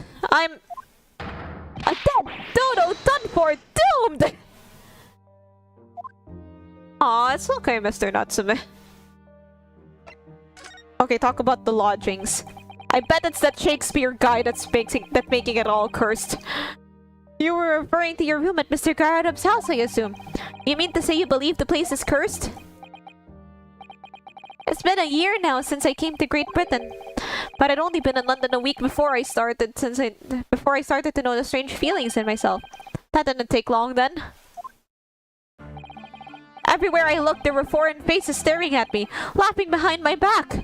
I was sure people were talking about me. I started to become nervous about going outside. They were always staring at me, all the time, from dawn till dusk. Man, everybody in this series loves the JoJo pose, don't they? So I shut myself in my room, but even that didn't help. The fear wouldn't go away. You must have been very lonely having been away from your homeland for such a long time. I've had to move a number of times, most recently to that room on Briar Road, a week ago now. Yes, why did you choose there? It seems a little inconvenient. The rent is cheap. I have so little money, it appealed to me straight away. Of course, I asked why it was so affordable. The landlord just simpered and said, "The room is cursed!" Oops! He quickly tried to cover his mistake, but it was too late, so I told him, "If you have something to say, then say it! But if not, don't mention it in the first place!" Yes, well said. But it was true. It was all true. You mean, the room really is cursed then? Ever since I moved into that windowless hellhole. My sleep has been plagued with nightmares. I awoke feeling as though I'm being choked to death. Oh my god, it's that guy. It's the other guy's fault.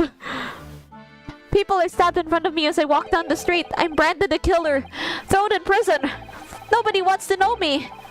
I'm surrounded by scary, sinister spirits. If only there was someone, just one person by my side. Can no one find it in his or her heart to believe in me? Really? No one at all? To believe. Yes, to believe. Alright, Mr. Natsume. Mr. Films? Ah, me, Mr. Naruhodo? Pray, what can I do for you? It's about the case in SS Buria, if you recall. The Buria. Ah, that case. The one with the snake. Well, yeah. At that time, I was the suspect, but you believed in me and listened to my side of the story. And you helped us to investigate. I did I? Interesting. What I want to know is, why? Why did you believe me? I see, yes. You mean... because you were a grimly dressed, shady Eastern fellow found within the victim in a locked room? I mean, found with the victim. Found within the victim just carries some different implications. Well, if you like, yes. I'm a little surprised that the answer requires explanation, my dear fellow. It's quite simple, really. You said, I didn't do it. But I could have been lying. Surely you must have had your doubts. You must have suspected me a little. I think perhaps you have misunderstood. I neither recall believing in you, nor in that which you were telling me. What? You see, the only things I believe in are those I choose to believe in. He lives in the Lululand. What do you mean, Mr. Holmes? I make up my own mind on what is to be believed and what is not. Doesn't sound very reliable. If I should like to believe in something, I do. The circumstances can hang as far as I am concerned. But I could have betrayed your trust. In that case, I should have made an elementary error of judgment, nothing more. Betrayal of trust is an overused excuse, in my opinion. Meaning... whether or not one should trust another is, in the final analysis, down to oneself. It is a matter of whether or not one can trust oneself. Yes, yes, he's right! He's right, locum student Mr. Naruhodo Esquire! Whether or not I can believe myself. A defense lawyer is only as good as his faith in his client. And that comes down to how much faith he has in himself. Ah, the ghost of Kazuma. If only he was here right now. You are so right, Kazuma!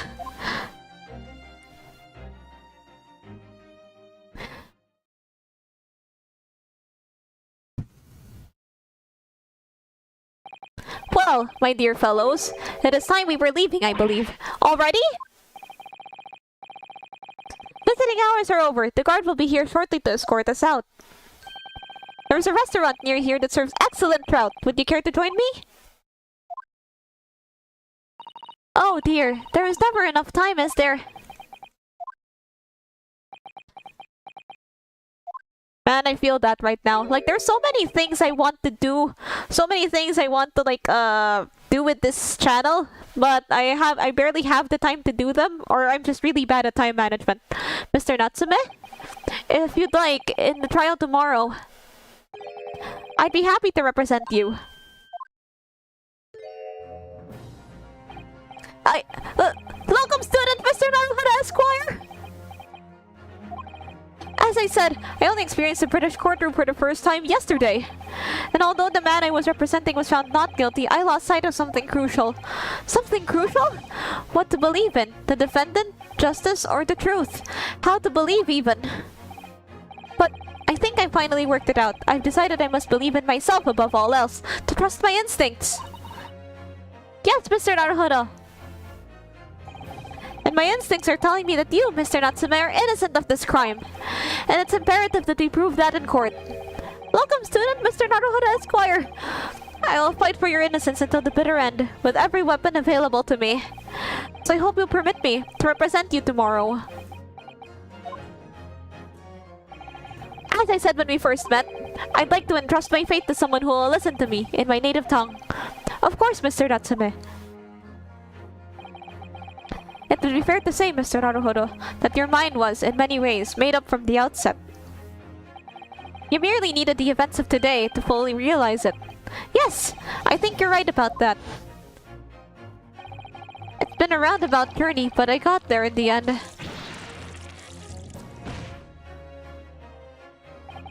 Miss Susato? Yes? Would you be willing to side tomorrow and help me in court? Absolutely! As I said this morning, you may consider me your personal judicial assistant. Oh yeah, we're gonna do a trial. The shocking events of yesterday's trial still weigh heavily on my mind, but it's time to stop looking backwards. Kazuma believed in me, and Mr. Sholmes believes in me now too. So it's time. Time that I learned to believe in myself. Sasaki-san has no one. He's all alone. So it's my job to help him, to fight in his corner. Tomorrow, in the courtroom, with all the strength I can muster. Yes, we're going to court, baby! To be continued. Okay, I think now is the time to go for an idol meeting right now. I'll be right back. Wait, let me save first.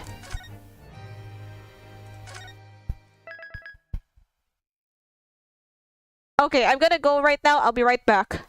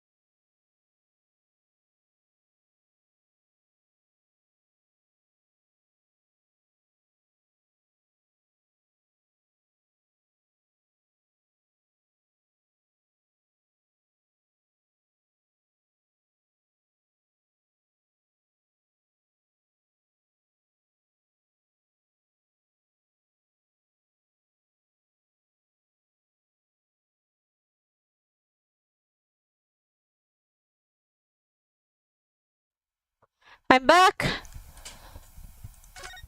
Alright, let's keep going.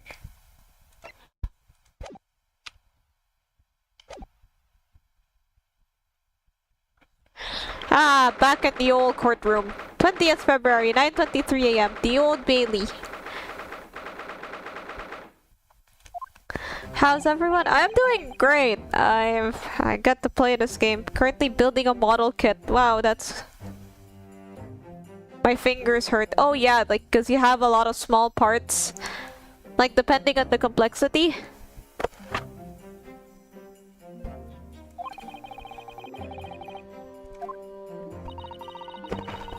Gonna have to leave to cook lunch. Okay, cook your lunch.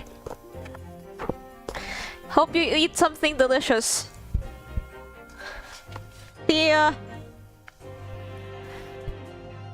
We are on a study tour of Great Britain with the intention of learning the country's legal practices. In order to research the latest court procedures here, we need as much court experience as possible. Well, yes, I suppose that's true, but... For the person in the docket may as well be his or her one and only time in court, and it could be life-changing. In which case, treating it as research may seem a little crass. Oh, when you put it like that, you're quite right. Good morning! Ah, Mr. Natsume, good morning. His eyes are red. He hasn't slept, I think. The early bird catches the worm, as they say here in Britain. Yes, I've heard that expression. But I really don't want to catch a worm. So I tried desperately not to wake up early, but I was so worried I couldn't catch a wink. Yeah, I know that feel. Like when you're so nervous that you can't really focus on anything.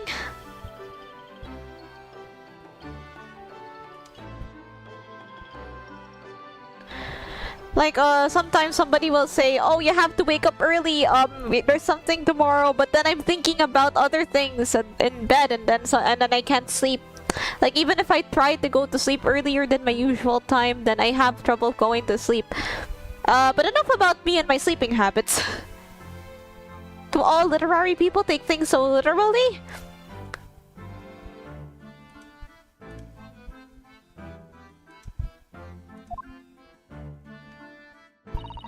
Thank you for putting your faith in us today, Mr. Natsume.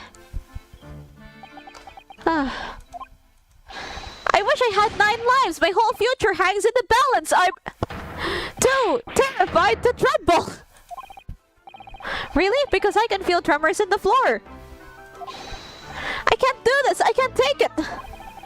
Although, locum student Mr. Naruhodo Esquire, yes?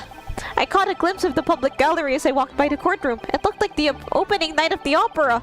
There were so many people. Oh, I hope the chandelier doesn't fall during the trial. Wait, does the courtroom have a chandelier? I didn't really look all that closely. Also, I don't think they show the roof.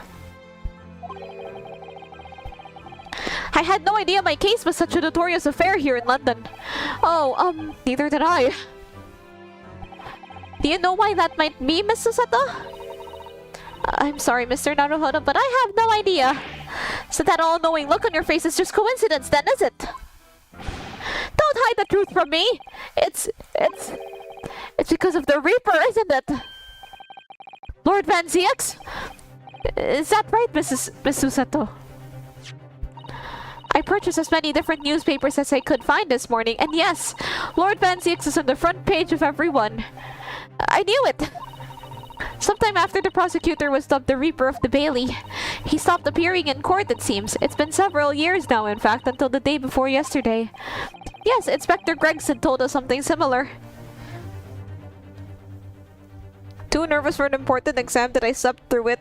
Yeah, like I remember missing all of my class deadlines because I was worried about finals. I mean, I didn't miss the deadlines. I missed the classes themselves. Like, I forgot to attend class because I was, like, stressing out about many different things. Finals first among them.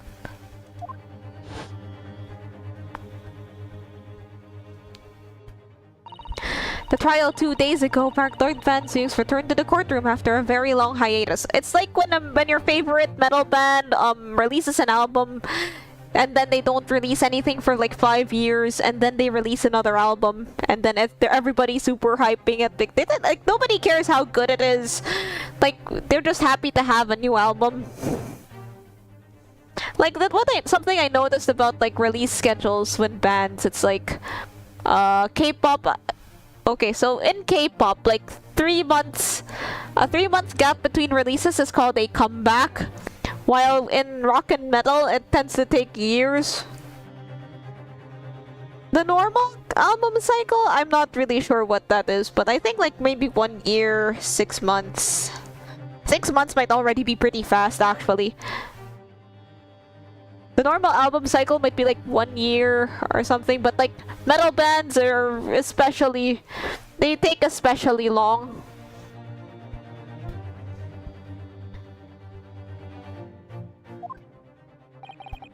The trial of Magnus McGilded. What a harrowing experience that was. Yeah, I was just... Enough about that tangent. I believe that appearance made even greater waves here in the capital than today's. But we wouldn't have realized, of course, having just arrived in the country. Why is the Reaper back in the Bailey so soon for what appears to be a mundane murder? That's the question the papers are asking, and they're all speculating various answers. Actually, that's a very good question. That's an excellent question. We're just really unlucky, aren't we? Mundane? Mundane? It's the most significant saga of the century to some of us. Oh dear, I meant no offense, Mr. Natsume, but that is how the papers are describing it. Well, lest we also forget that it could spark an international incident. Obviously, the reappearance of this infamous prosecutor has caught people's attention. But there's another blatant similarity with the trial 2 days ago. Yes, I agree. Welcome, student Mr. Naruhodo Esquire. It's you! Me? Well, I suppose that's true. Most times, it's you who stand against this legendary prosecutor. it can only mean that you're friends with the Reaper! Please! I don't rub shoulders with Deathbringers! I'm afraid that there's really only one other explanation. Wait, how do I deal with this? Okay, so my microphone tends... My avatar was having like sync issues with my microphone. Yeah, this works, I guess. It can only be another example, Mr. Naruhodo, of your uncommon bad luck. Ah, dang it. Thanks for that. Oh, this is just my luck! Why'd I have to be represented by a man with such frail fortune? By the least lucky lawyer alive! I mean, there's probably more unlucky lawyers than me. That was you, Mr. Natsume, who asked me to represent you. Yes, it's true that I'm just a student new to London with little in the way of experience or skills or luck. But I promise you this. I'll fight in your corner until the bitter end, and I'll believe in you, Mr. Natsume. Oh, benevolent local student, Mr. Naruhodo Esquire. You're not alone here with us, Mr. Natsume. Whatever happens, we'll always be on your side. Oh, benevolent non-locum assistant, Miss Picatoba Esquires. I am in your debt forever! I shall never forget this great kindness, Mr. Natsume, counsel for the defense. The court session is about to begin. Kindly make your way into the courtroom at once. Alright then, Mr. Natsume. It's time. Let's go. Yes!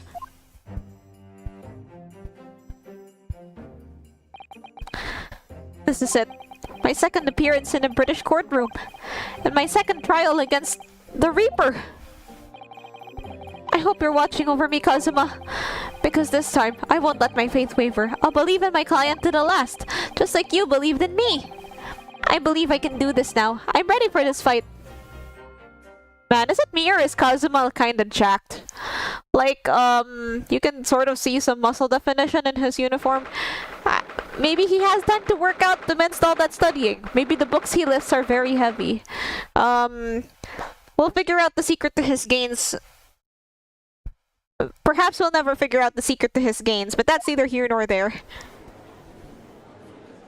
Wait a minute, is this... In the name of Her Majesty the Queen, I hereby declare this court to be in session. I now call upon the counsels for the prosecution and the defense to declare their willingness to proceed. The prosecution is fully prepared, my lord. The defense is ready, my lord. The Nipponese are a truly fascinating breed. Sorry, what? Lord Strongheart has told me all about you. That you're a student who arrived in London but 2 days ago. All that sword swinging. Sword swinging. Do you have a point? Being a compatriot, you feel compelled to try to help the accused. Typical Nipponese arrogance. Forgive me, but I do not believe arrogance is an appropriate description. Susato-san. After all, at our previous encounter, the defendant was found to be innocent.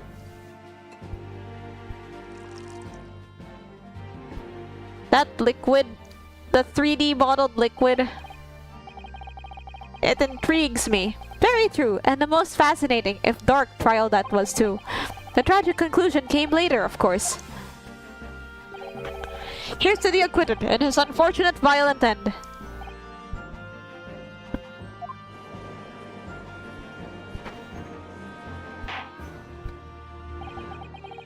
Thank you, counsels. I see both sides are in fine fettle.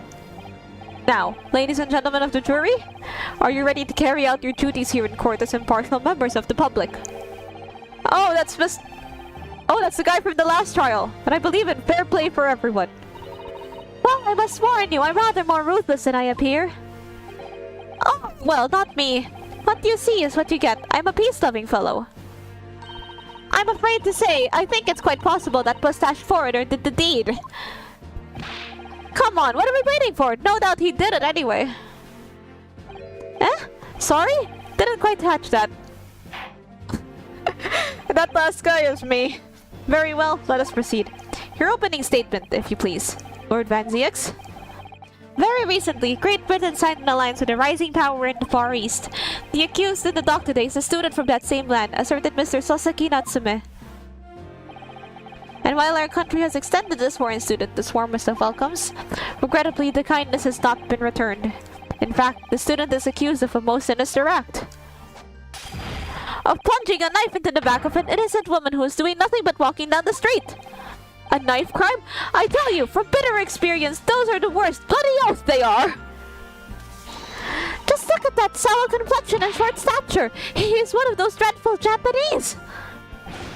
Come on, let's get this over with. With me now, everyone. 1, 2, 3. Huh? Sorry? Didn't quite catch that. Pray forgive the discourtesy of smashing my hallowed chalice here in this great chamber. Allow me to call the first witness to the stand. Very well. Lady Inspector in, please. Oh, it's Mr. Unlimited Fish and Chips. Your name and occupation, please. Yes, sir. Tobias Gregson, Inspector at Scotland Yard. Would you please summarize the events of the case for the court, Inspector? The victim is thought to be a young woman in her 20s by the name of Olive Green. I beg your pardon, Inspector? Thought to be? Yes, having been stabbed in the back by her attacker's knife, the victim fell unconscious. That was 3 days ago now, and she's been comatose ever since. What? So they don't even know who she is for sure? Comatose, I see. But her life is not in danger? Fortunately for the Eastern student, the charge will not be murder. Pray, elaborate on the details, Inspector. Sir, if I could ask everyone to look at the street map. As I mentioned, the incident took place 3 days ago, at around 5 in the afternoon. It happened on the pavement, running across Briar Road, a wide thoroughfare for horse-drawn vehicles. It had not long since stopped snowing as the victim, Miss Green, was walking down the street. Out of the blue, she was approached from behind by the accused and stabbed in the back.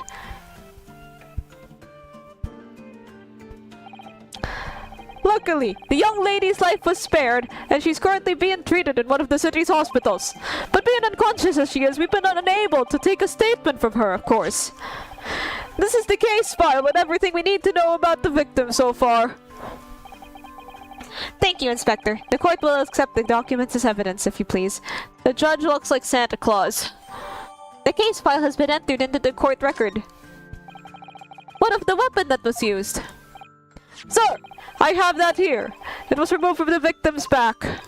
Ouch, that big thing is starting to make me scared to walk down the street now. With a heavy blade like that, almost anybody would have been able to stab the poor woman. Even the scragged-looking Sasaki-san, I suppose. A common or garden jackknife, I would say. Rather nondescript. Thank you, Inspector. The court accepts the blade as evidence. The jackknife has been entered into the court records. Jackknife is an actual word, apparently. Now what do we know of the motive? Money or valuables, I presume. From what we can tell by looking at the woman's possessions, it seems that she's a poor student herself. Hard to imagine she would have anything much worth pinching, my lord. I see. Well, in that case, we are looking at some deep-seated resentment towards the victim? I'm afraid I couldn't say. Apart from visiting second-hand bookshops, the defendant, Mr. Natsume, doesn't appear to get out much. At this moment in time, we haven't been able to establish any sort of connection between him and the victim. If theft and grievance have been ruled out as a motive... Wait. What reason could Mr. Natsume have had to have for stabbing the young woman? Ah, jackfruit is a thing. I've never had jackfruit before. At least not by itself. I hear it tastes kind of good. But it also has a weird smell. We call it langka here. Sometimes you put it in turon, which is like this fried banana wrapped in something dessert. It's like fried banana wrapped in like some sort of, I think it's like a rice paper wrapping.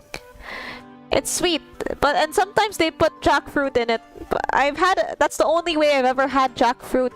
But the banana taste is stronger than the jackfruit taste.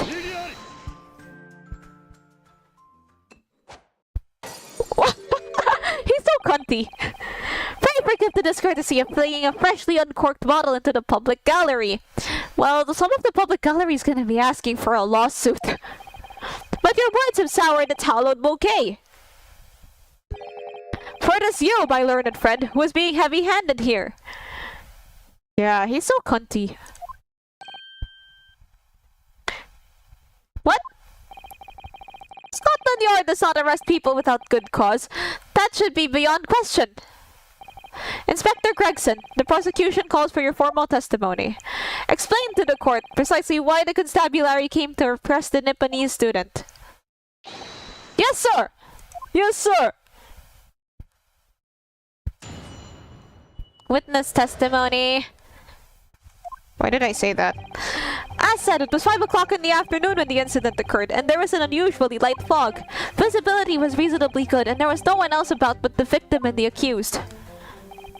Out of the blue, the victim was stabbed from behind and subsequently collapsed on the pavement. The accused ran off, scattering his belongings all over the floor. Those being a number of old books he just bought. He was on his way from home from a bookshop, it seems. It was just a matter of working out who the books belonged to, and we found the bloke to arrest him. Old books, you say? Yes, my lord. I have a photograph here of the scene of the crime, taken immediately after the incident. Ah, yes, I can clearly see the books to which you were referring.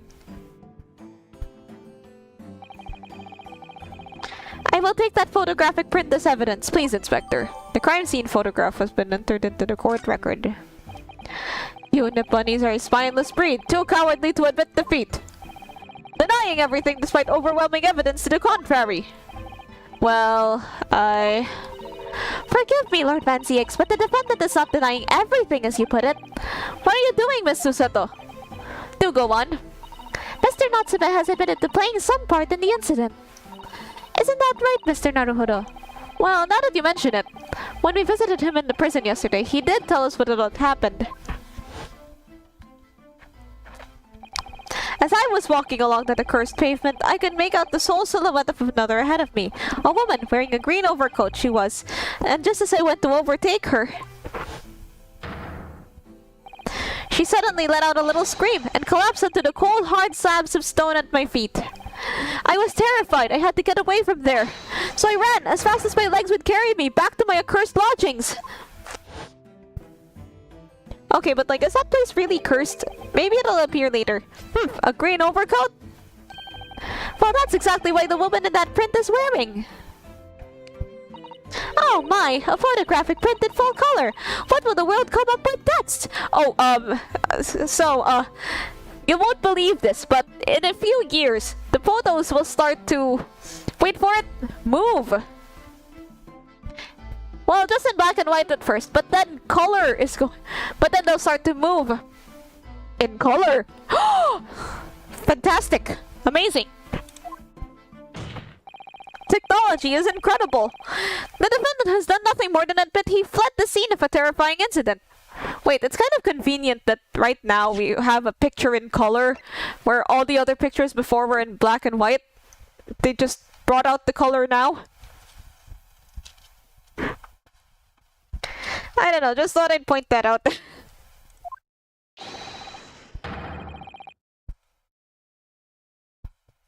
That does not mean he's guilty of the heinous crime of stabbing the woman in the back. There was nobody else there at the time. There's the two of them, the victim and the accused. In other words, there is nobody else who could possibly have stabbed the woman. A fact that the accused concedes.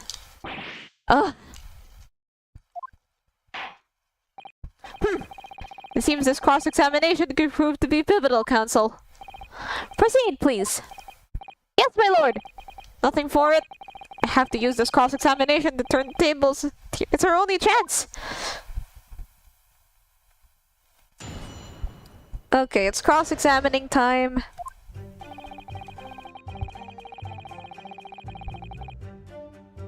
Unusually light fog. Visibility was reasonably good, and there was no one else about but the victim and the accused.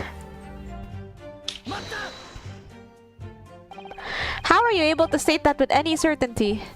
Quite simply, my learned friend. Because that is what the witnesses to this crime have told us.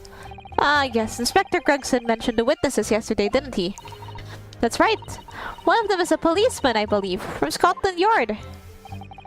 That is correct, ma'am. Then we must hear their testimony. The prosecution will of course call them to the stand, should it be necessary. But wait a minute! At 5 o'clock in the afternoon in the middle of winter, it would have been dark already. No matter how light the fog might have been, no one could have seen. I'm unaware of the situation on your tiny island in the east. But here in the capital city of Great Britain, all main roads are illuminated in the night by gas streetlights.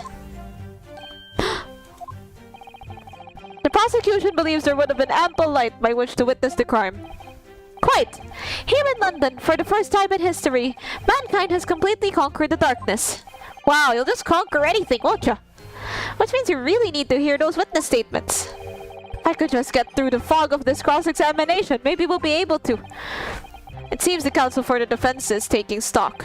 Continue with your testimony, Inspector.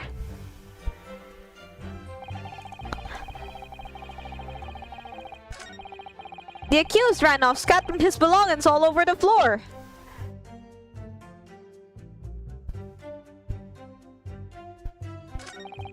Those being a number of old books he just bought, he was on his way home from a bookshop, it seems.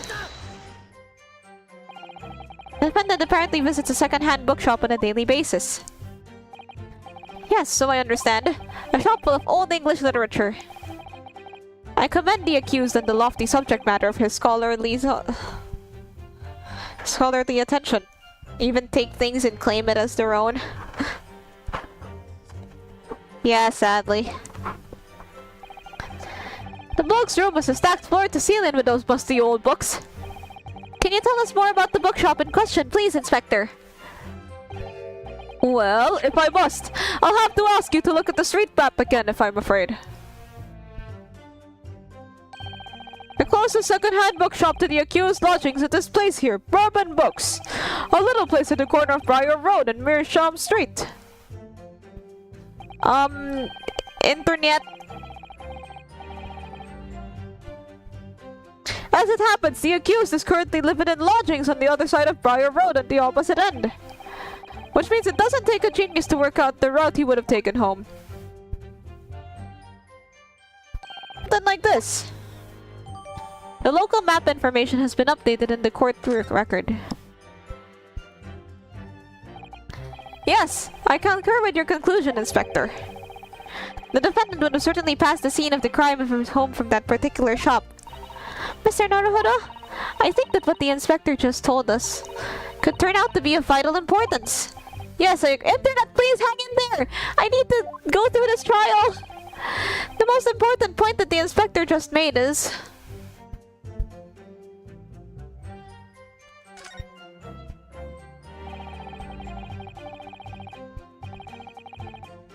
Internet, please!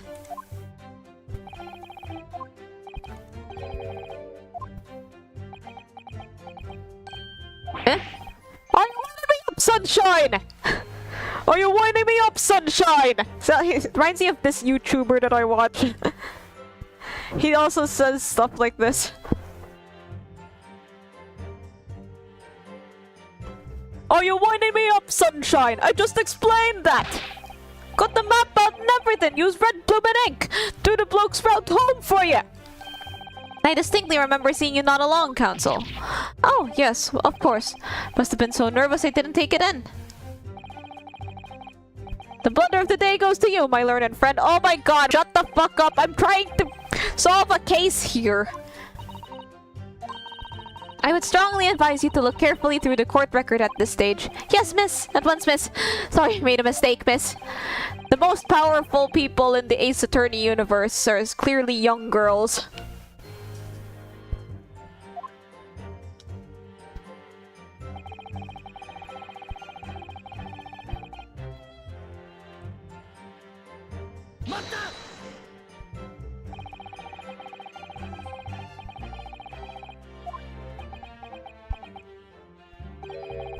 Stop it, Nunt.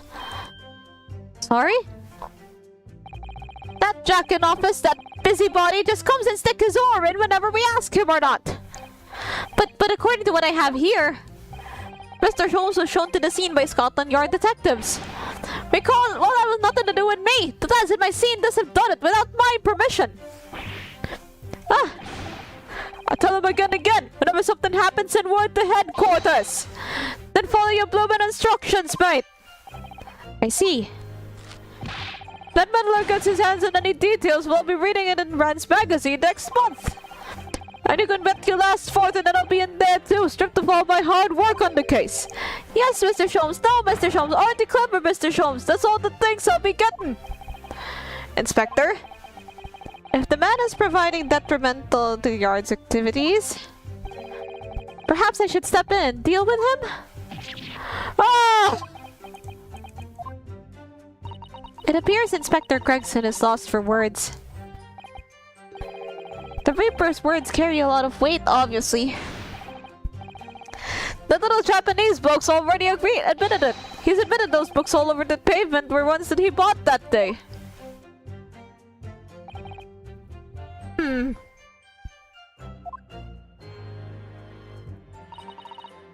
What do you think, Mr. Naruhodo?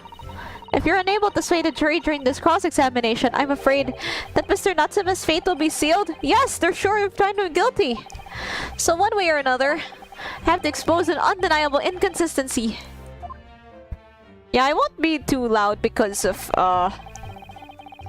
the internet. The internet.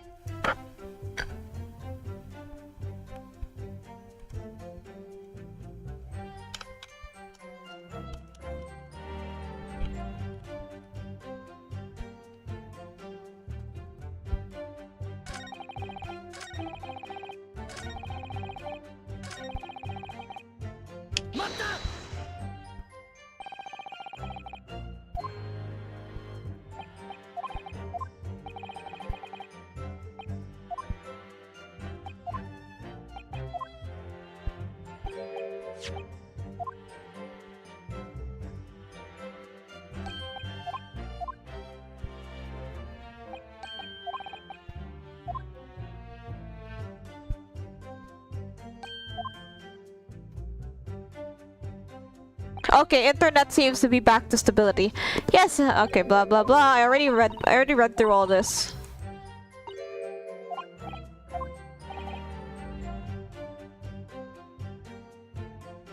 The most important point, court record. Let's have a look-see.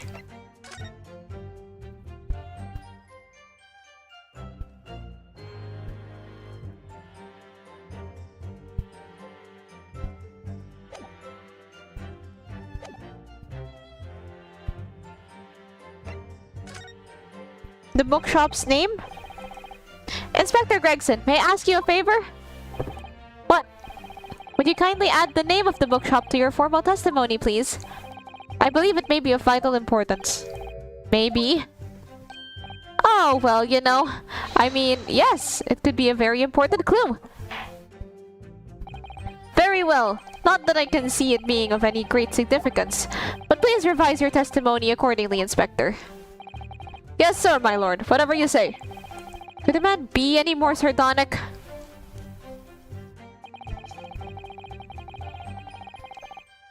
He was on his way home from Bourbon Books, a second-hand bookshop he apparently patronizes. So the shop is called Bourbon Books, is it? That's right. That's the closest second-hand bookshop to the accused lodgings. And to get from there back to his room, he'd have to gone right past the very spot where the incident took place. If I could just confirm one point, can we be sure that the defendant really did visit Bourbon Books on the day in question? Well, we haven't actually confirmed it, no. You haven't confirmed it? Why the devil not, Inspector? Well, the thing is, The thing is, the shopkeeper's gone on a trip, you see. He left the morning after the incident to collect more stock, I've been told. So we, haven't been able to ask the bloke if the accused visited the shop on the day in question or not. Well, in that case, what did the defendant himself have to say about it? No recollection. What? According to the statement he made at the time, the accused has no recollection of where he'd been. Of course he doesn't. The bloke clearly has his head in the clouds whenever he's walking about town. Claims he just wanders into whatever bookshop he happens to be passing and rarely notices the name. I should say the man ought to learn to look where he's going at the very least. Just as I thought then. Is something the matter? Wait, let's look at that court record.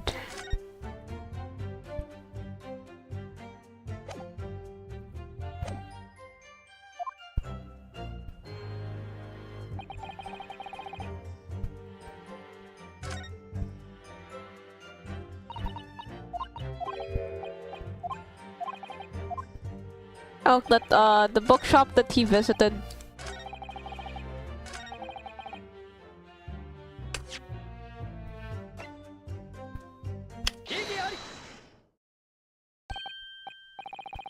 If I could just stop you there, Inspector Gregson.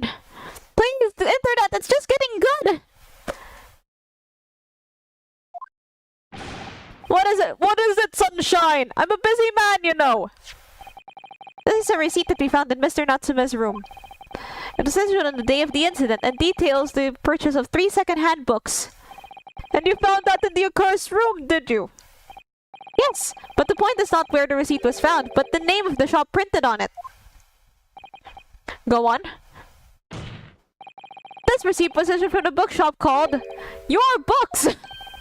Your Books? Your Books, I presume. Yes, my lord. So Mr. Natsume did indeed purchase a number of books at a second-hand bookshop that day. However, the bookshop in question was not Bourbon Books. Huh? Inspector, do you know of this other bookshop? Yes, sir. Your Books is another second-hand bookshop not far from Bourbon Books. It's just that, well, it's such a small place, I didn't think the accused would have known about it.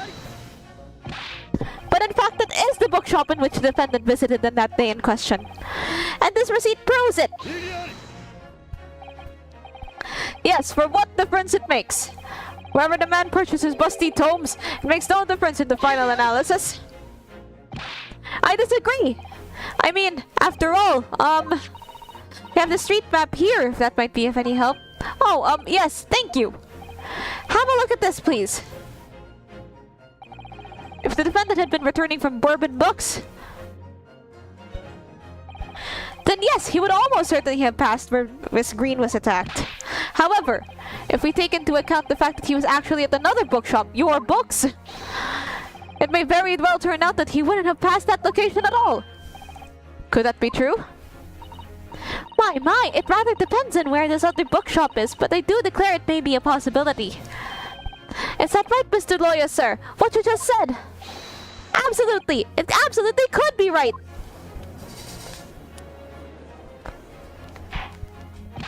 Inspector Gregson, where is this Your Books establishment? Well, obviously we looked into that. It turns out that Your Books is just here at the next corner of Merisham Street, going east. The local map's information has been updated in the court record. And there you have it, as you can clearly see now. Oh. You're really gonna... My learned Nipponi's friend is obviously in training to be a clown. Hi, Kumatoya! Thanks for the raid! Hi, everyone! I'm playing Ace Attorney. To your future career in the circus. I'm getting clowned on right now at the moment of the raid. Quite literally, I might add. Hey guys, thanks for coming! You put that cross down right now, I'll put it down for you! I, didn't think I need to spell that out, but here we go. If the accused was coming home from your books instead of bourbon books, there's no doubt he still would have passed the place where the victim was stabbed. Okay, but like I can see a way in this where this sort of works out in our favor. Like maybe he wouldn't really have crossed paths if it was a longer way, but I'm just kind of yapping here. Yes, thank you, Inspector. Allow me to reiterate for my learned if somewhat slow Nipponese friend. Wherever the man purchased his musty tomes, it makes no difference in the final analysis. We just got pwned. Your new PNG is... Thank you! I made it for Lobotomy Corporation streams, but I use it in other streams sometimes, as you can see. What did I say? I've had enough of this now. Beg your pardon? Terribly sorry, but would you mind repeating that? Man, this guy's so me. What do you mean? If the prosecution's assertion is correct, the members of the jury very well decided Mr. Natsume is guilty. Oh, she's absolutely right. We must think. We must consider the assertion just put forward by the prosecution very, very carefully. They claim Sasaki-san must have passed the location of the incident on his way home from your books, but... Well... I mean, we could just raise an objection.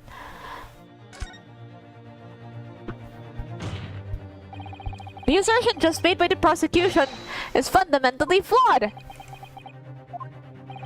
Explain yourself, counsel. Yes, my lord. You can see what I mean in this map. When returning from your books to his lodgings, Mr. Natsume could have followed the route suggested by the prosecution. However, that isn't the only conceivable route to take between the two places. Gotta run, heading to the beach soon. Have fun at the beach! Thank you for the raid! If the defendant used these streets, look what happens. He arrives back at his lodgings without passing the location where the victim was attacked. Talking back to a clown is a fool's errand, of course. However, I feel compelled to point out that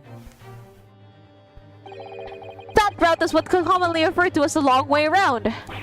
2 bottles of whiskey for the way?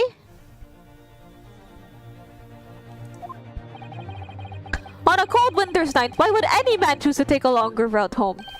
Well, we already established that Mr. Natsume tends to get lost. The answer is extremely simple. He wouldn't. In other words, the accused took the obvious road back to his lodgings and is the obvious perpetrator of this crime. But! Aha! Yes, I've got it!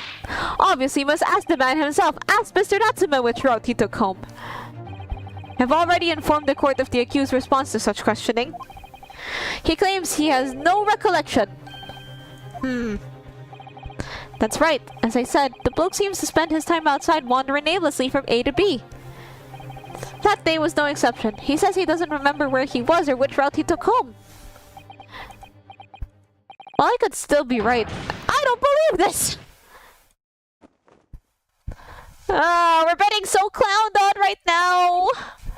I thank you, my learned friend, and suggest that we do not waste any more of the court's time by wandering aimlessly around this subject.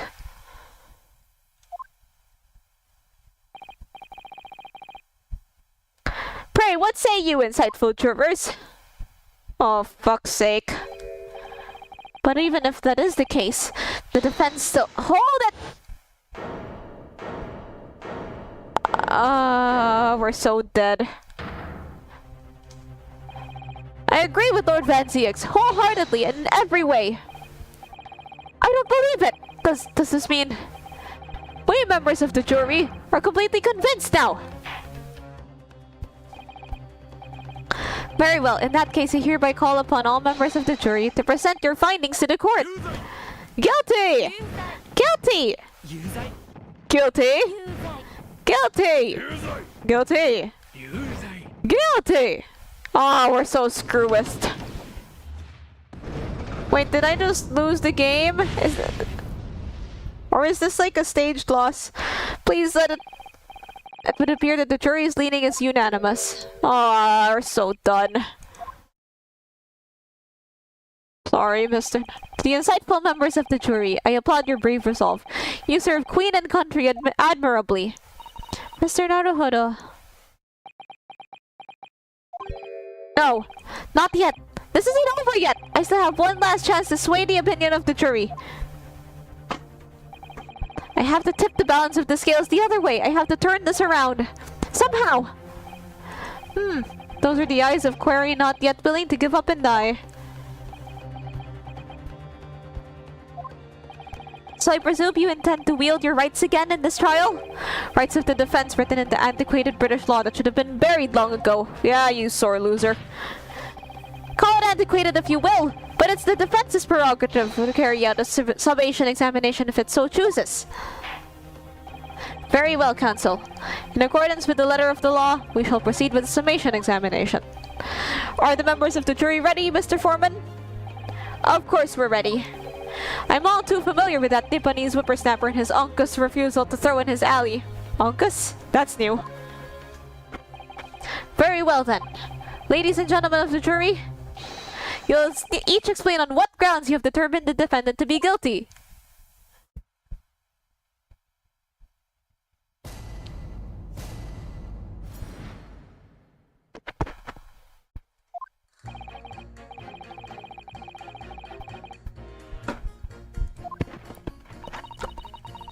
If he said that a woman in green collapsed before his eyes, why it can only have been the victim. The man wouldn't have gone around the houses on his way back from the bookshop, not in winter. So the poor woman was attacked from behind, was she? How dreadful. I really don't care. Can't we just wrap this up now? I've got work to be doing. Your books, yes. Nice shop, Dad. But bourbon books? No, not worth a visit.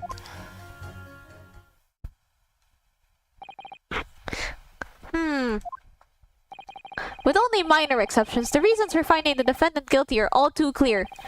When the stabbing occurred, the only two people at the scene were the victim and the accused.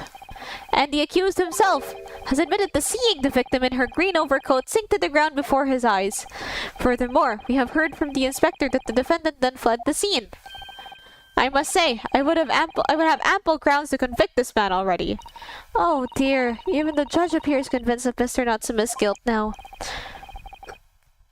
Why do you have to run away like that? And how are we supposed to believe in some phantom attacker no one could see?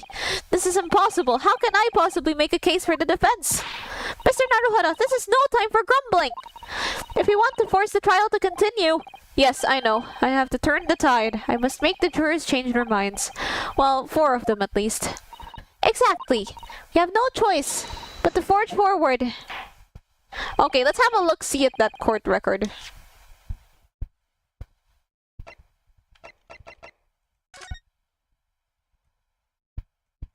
We don't really... Okay, so... What I'm thinking is... Let's observe this knife.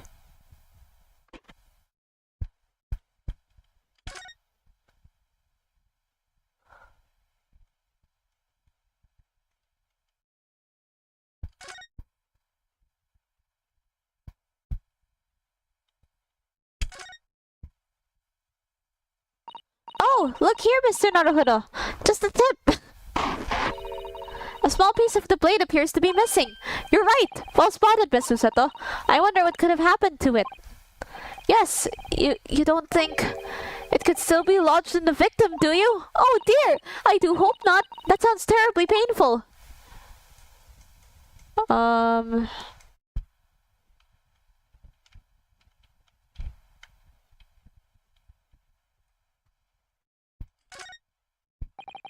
I can't find anything out of place. Okay, I think we can look at the case filed. Victim, olive green female, south build, early 20s. Pavement of Briar Road, east side. The victim remains unconscious. Her name was gleaned apart from the single stab wound from the large running away by the reporting officer and was success. From her personal effects, other details are unknown.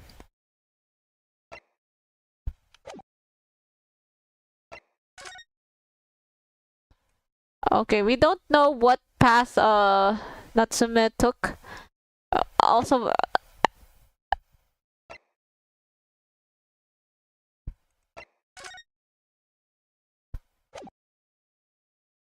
Hang on.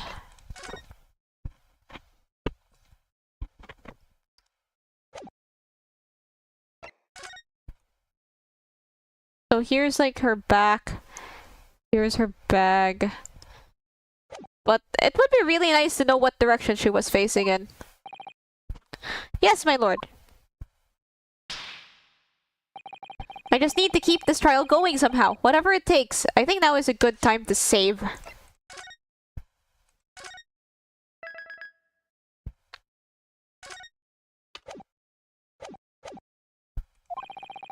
Come on, Ryunosuke! You can do it!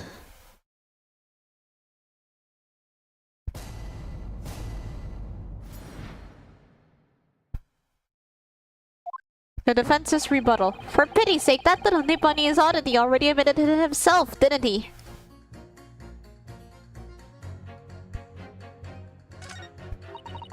If he said that a woman in green collapsed before his eyes, why it can only have been the victim. The man wouldn't have gone around the houses on his way back from the bookshop, not in winter. Okay, we have to pit some of them against each other. So the poor woman was attacked from behind, was she? How dreadful. Okay, I want to know what direction she was facing. Whatever is the matter, young man? You're the wife of Mr. Garda, aren't you? The landlord who rents Mr. Natsume his room? The master's wife! Where do you get your idea, sir? I'm the maid! The maid, you understand! He's keeping up that charade. Ah, this is going to be awkward. Why didn't you mention this yesterday? That you'd been selected for the jury in this trial, I mean. Well, I was told not to mention it to anyone until the day of the trial, you see. It wasn't the letter I received. The instructions were very clear, so I'm afraid I had no choice. I see. Anyway, Mr. Natsume, the defendant, takes lodging in your master's house, doesn't he? Yes, that's right. Although he's only been in a little over a week now. And in that time, surely you must have had taken stock of his character. Does Mr. Natsume look like the kind of man who would commit such a crime as this? Oh my goodness me, yes, he's just the sort. What? Spending all his time in that dark and dingy room, sporting that unscrupulous mustache? The man never speaks, and don't get me started on those shifty eyes. All the neighbors are talking about him. I've never heard them, you know. I've heard them, you know. People think he must be building a bomb in there or something. Oh dear, poor Mr. Natsume. How could people say such things about him? He's just a harmless bookworm, nothing more. Well, you just called him a worm, so... Anyway, I'd better be careful about inviting this maid to speak. She said enough damning things already. I really don't care. Can we just wrap this up now?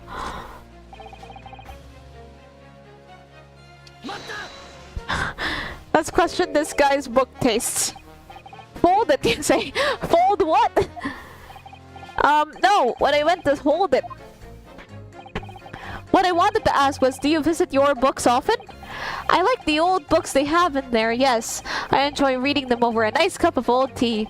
That's my daily routine, you see. Same thing every day, including the day you're all talking about. And at what time did you visit your books in the day in question? Well, I was picking out books in there all afternoon, and it would have been just before 5 that I left. That's my daily routine, you see. Same thing every day, including the day you're all talking about. Just before 5, you say? Exactly when the victim was attacked. Are you sure about the time? Oh yes, no mistake there. I remember it well. I'm not about to forget that day in a hurry, not after the dreadful time I had.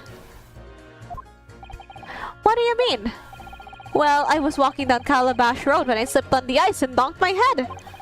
It's always worse after the snow stopped falling. That's when it's most slippery. Knocked myself clean out, I did. I really thought my number was up. Wait a minute. Let me get this straight. This happened on Calabash Road? That's right. I live in Cornpipe, you see. Heading down Calabash Road is the quickest way for me to get back from your books. Turn number 6. I must insist that you add that information to your formal statement. It may very well be extremely significant. Sorry? Extremely sick? No, I'm quite alright for now.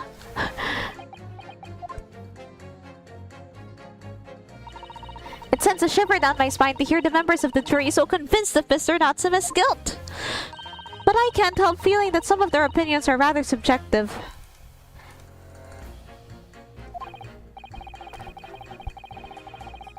I agree, it's the irrelevance of what some of them are saying that sends a shiver down my spine. Still, at least some of their assertions don't really incriminate Mr. Natsume, if anything. That's something. We must use that to our advantage, Mr. Naruhodo. Yes, you're right. Let's listen to the jurors again, carefully. And if any of their assertions are at odds, I'll pit them mercilessly against each other. Yes, don't hold back. Pit them all against each other.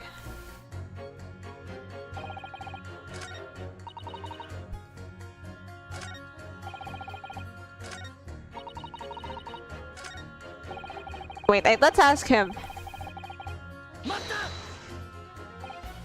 Excuse me, but aren't you? Yes, that's right. I was in the witness stand myself just 2 days ago. Yes, I had a feeling I knew your face, or the sight of it anyway. If I remember correctly, you're a banker, aren't you? That's right. After the gold rush down under, I came back to London for work. It was all going swimmingly until you started frolicking around. Bruce Fairplay was a man of repute. Sorry? Don't think I've forgotten how you treated me the other day. You had me and that young hatter pegged as criminals. Oh, well, you know, water under the bridge. Now there's all sorts of rumors buzzing around, and the police have been badgering me non-stop. If I could turn back the clock. Well, anyway, I don't know about the hatter, but at least I'm in the clear now. And free to make up my own mind about who's guilty and who isn't. Ah, thank goodness. Alright, maybe I might struggle to change this man's mind given our awkward history. Oh dear, I wonder what's become of Mr. First now.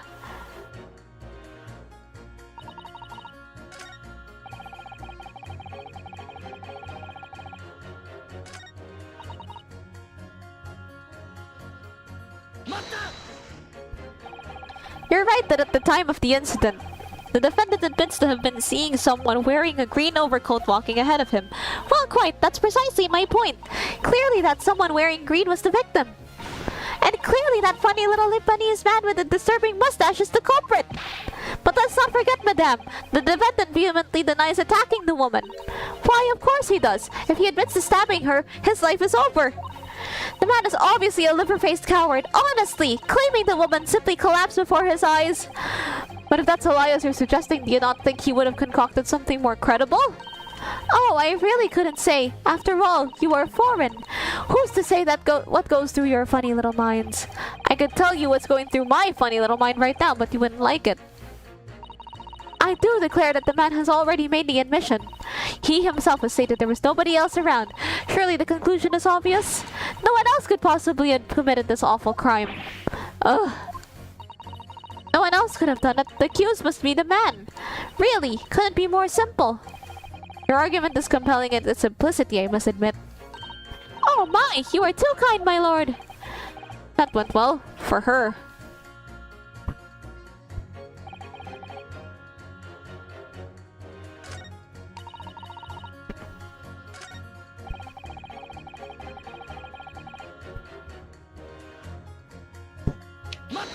I'm just asking about him. A man's life is on the line here, sir. This will take as long as it takes. Don't get clever with me now, son. My life's on the line too, and so is my family's. Ah, the likes of you wouldn't understand, but a laborer like me can't afford to take time off. If I don't work, I don't eat, and neither do the wife and kids. Oh, I see. That must be very hard. I go to the union every morning to find out what needs doing. If you're late and the work's taken, it's done. It's rough. Huh? This time of the year, there's water and gas supply pipes bursting left, right, and center. They're after cheap labor to get the roads dug up to fix it. It's a hard slog from dawn till dusk it is. So, you were out digging up the roads on the day of the incident as well, were you? That's right. In fact, if I remember rightly, it was just round the corner from where it all happened. By that old bookshop it was. What? Another coincidence. That's right. Mersham Street it was. Mersham Street? On the map, Mr. Naruhodo, there are only 3 named streets. During number 5, I need to add that information to your formal statement, please. What's the point in that? Can't we just get this business over with now? Please, sir, it's important.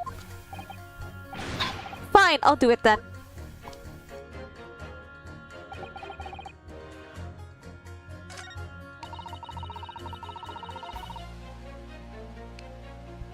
Wait, let me look at the court record. It's here.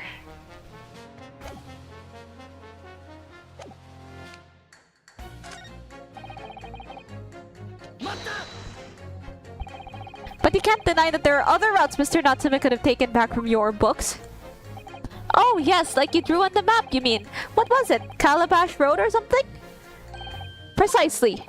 But it seems to me that what counts is whether the little Japanese fella actually went that way or not. Well, yes, that's true. And at the moment, there's no proof that shows he did, is there? Well, yes, that's true as well. And as I understand it, the accused himself doesn't remember which way he went, doesn't he? Well, yeah, that's annoyingly true. Winter nights are dark and cold, so the way I see it, you'd want to get home as quickly as possible. Well, yes. Why is all this true? So really, the only thing that makes sense is that he went home along Briar Road. Supposed to be convincing you here. I've given it a lot of thought, you know. I didn't just make up my mind on a whim that he did it.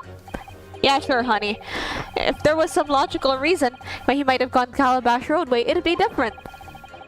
I'd be happy to reconsider my position in such case. Honest, I would. A reason why Soseki-san might have taken the longer way home. Yes, a good reason. I don't imagine you'd be able to sway this young man's opinion without one.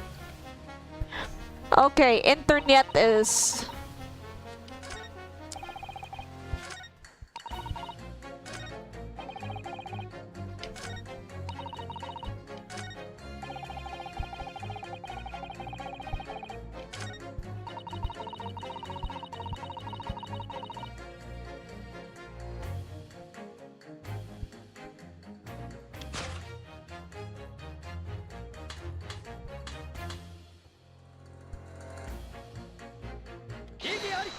Okay, let's try this first.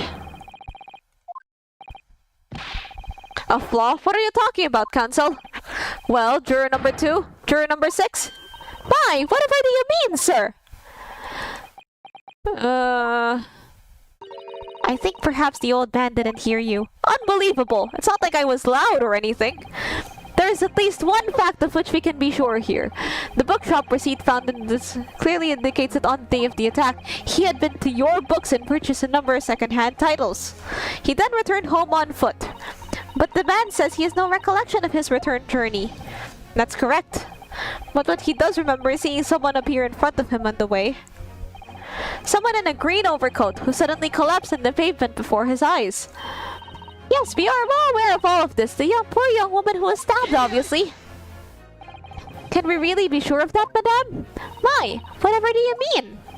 I'm sure you heard juror number 6's account of what happened to him that day. That same afternoon, there was somebody else apart from the victim who was wearing a green overcoat and who fell over in the icy streets in the neighborhood.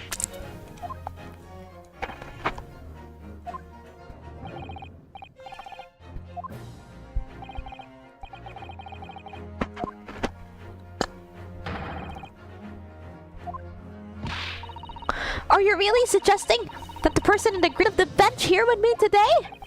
That's entirely possible, yes. After all, the old man has a somewhat similar build to the victim. Well, look at that! My goodness me! Sorry? You need a pee? And crucially, we know precisely where the old man in the green overcoat fell. On Calabash Road. Therefore, if the person who Mr. Natsume saw collapsing in front of him was in fact juror number 6, it means that the defendant must have taken the long route back to his lodgings. And if that's true, then clearly the crime scene on Briar Road where the woman was stabbed was not on his way home. Go, my! You idiot, old man! If you hadn't been so daft as to be roaming about there, we'd have boxed this off hours ago. And really, what were you thinking wearing such a befuddling coat? What did you say to me? It's a crime for the elderly to walk the streets these days? It's a crime to slip over on the ice? It's a crime to keep up with the latest styles and wear a beautiful green overcoat, is it?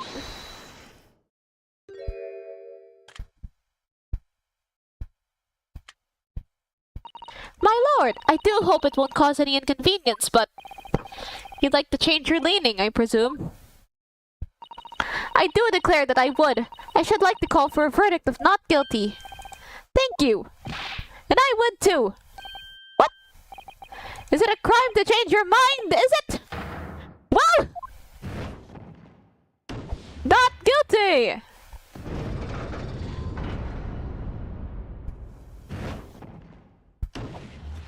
Man, I wonder how you could make such a thing in real life. That would be pretty cool. Oh, well done, Mr. Naruhodo. That was wonderful. Well, we managed to change a couple minds at least. It strengthened our position somewhat. Yes, and it'll prompt the other members of the jury to reconsider their stance as well. They'll be asking themselves if their current leanings are really right or not. Now, if only. If you could just see that would make them stop doubting Mr. Natsume. We might be able to tip the balance completely. Yes, that's exactly what we've got to do. Fancyx is looking to bring this trial to an early conclusion. That's what we have to prevent by whatever means we have at our disposal. ...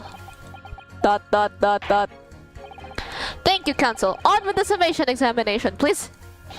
Yes, my lord.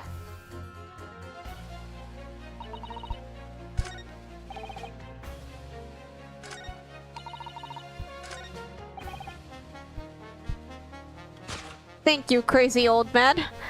We're a bit closer.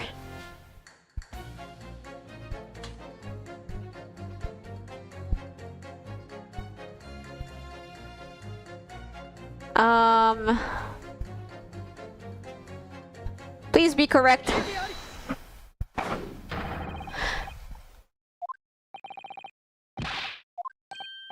Please don't point! That wasn't me, I swear! What? I just want to get this done and dusted. Well, juror number 3? Oh, me, sir? What do you mean? Juror number 5's words just now are extremely significant. Let's take a moment to consider the implications of what's been said on our map of the local area. On the day in question, Mr. Natsume visited this bookshop to purchase a number of second-hand books.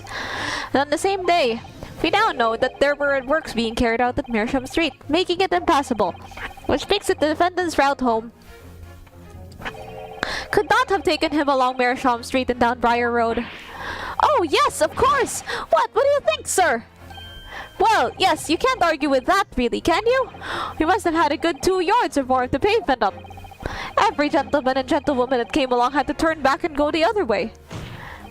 So, the only conclusion is this. The defendant must have taken the longer route back to his lodgings. Yes, I suppose he must have. I suppose that must be right, eh? Juror number 3, he said the following. The man wouldn't have gone around the houses on his way back from the bookshop. But, we see now that he had no choice. Yes! Actually, I didn't think of that. That's so good. Like, I thought there might be something fishy there, but I didn't think it would be that. My lord, my judge, sir, if I may. Yes? I don't think in all good conscience that I can say the man's guilty now. Yes, I'd like to see this trial continue so we can get to the bottom of what really happened. Not guilty!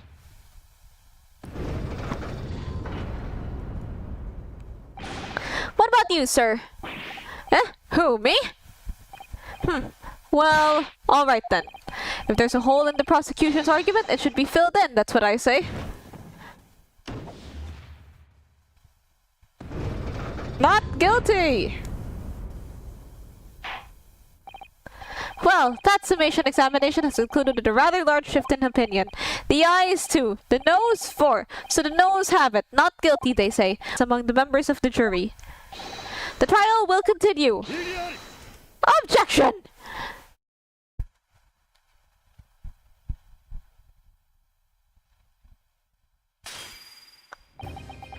Could it seem churlish of me to drink from my hallowed chalice moments after raising an objection?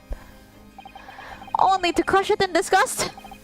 Pray forgive the discourtesy. Lord Fancyx? It seems I must retract my earlier remark. What do you mean? I mistakenly credited these jurors with intelligence by describing them as insightful.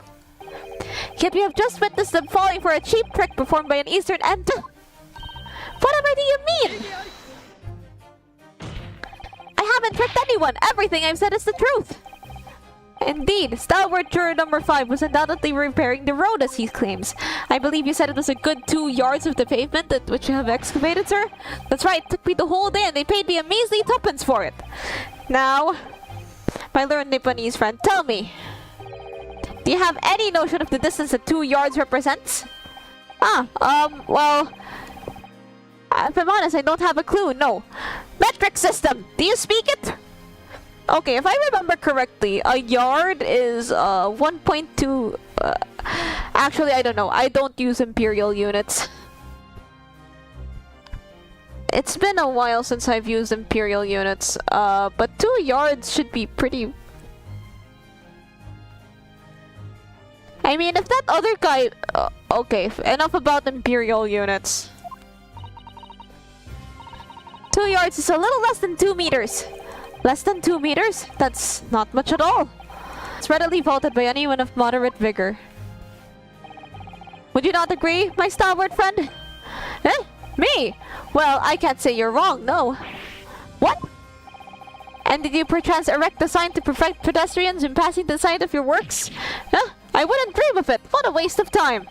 No coaches would have had a hope of passing anyway, and we just turn any gentlefolk back when they come. Kids just jump right over us all the time. The accused is no gentleman as far as I can see. I have little doubt, however, that he could spring over a 2-yard trench in his meanderings around town. Is that true? Is it? The incontrovertible truth is that the books just purchased by the accused were found at the scene. There can be no doubt that his way back to his lodgings, Mr. Natsume walked down Briar Road. Crushed in a single sentence. And, old man? Cold man, you can talk! You say that around 5 o'clock on the day in question. Yeah, fuck the system. Why do we still go around this convoluted way of measurement? The only thing I kind of use it for is like feet and stuff. Like measuring things in feet, because rulers are like 12, because rulers are 1 foot 12 inches.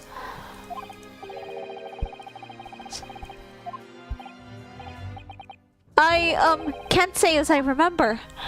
You don't remember? How about a wager, my learned friend? You say it was this old man that the accused saw, but I would lay 1,000 to 1 against you being able to prove it.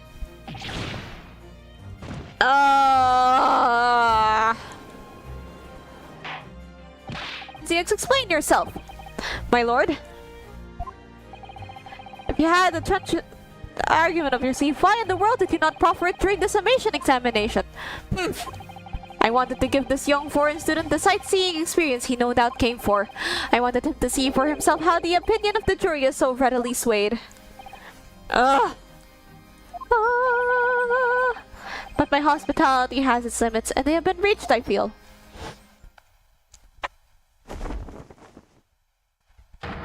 So, my learned friend, today's sightseeing tour of London is now over. What are you talking about? My lord!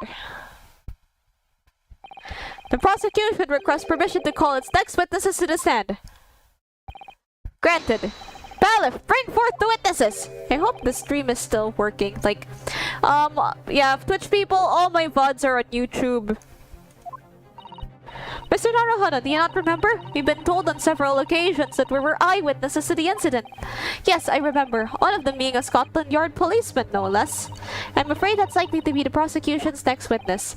Alright, no matter who Van Zieks brings to the stand as his witness, no matter what they say, I believe in Sasaki-san. I know he's innocent. And I'll keep believing to the very end, until this battle's over.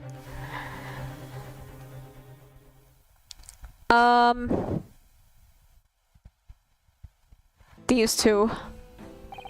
Witnesses, please state your names and occupations for the court.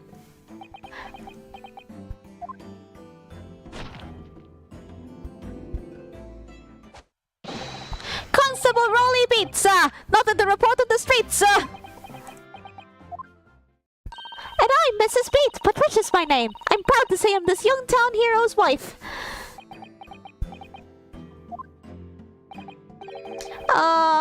What's the story here? Well, in truth, we've not been married long. In fact, we celebrated our first anniversary only the other day. No, it was your husband I was asking about. He seemed hardly surprising. Must being an honorable occupation, patrolling the beat is the most demanding work in the world. Oh, really? I'm sure I've heard that before, actually. Indeed, apart from rare days off, our gallant officers stretch some 20 miles a day, you know. They patrol boarding houses, pubs, collect taxes, survey the street, check the meters are reading true, and they're responsible for keeping the streets clean and lighting and extinguishing our street lights. There are a number of items in that list that don't sound much like policing duties at all. I wouldn't just be falling asleep at my feet, I'd have collapsed long ago. But it goes without saying that a policeman's primary duty is the apprehension of criminals. Even when he's off duty, a constable is expected to investigate and resolve any crimes in his beat. For the London Bobby is a man of honor. And a man of slumber. Okay, so since, because of internet issues and other things, we'll be going back to this case later. I'm just gonna save right now. So we'll be going back next time, hopefully to a time... We'll be back next time, hopefully with better internet. I'll see you guys next time. Bye!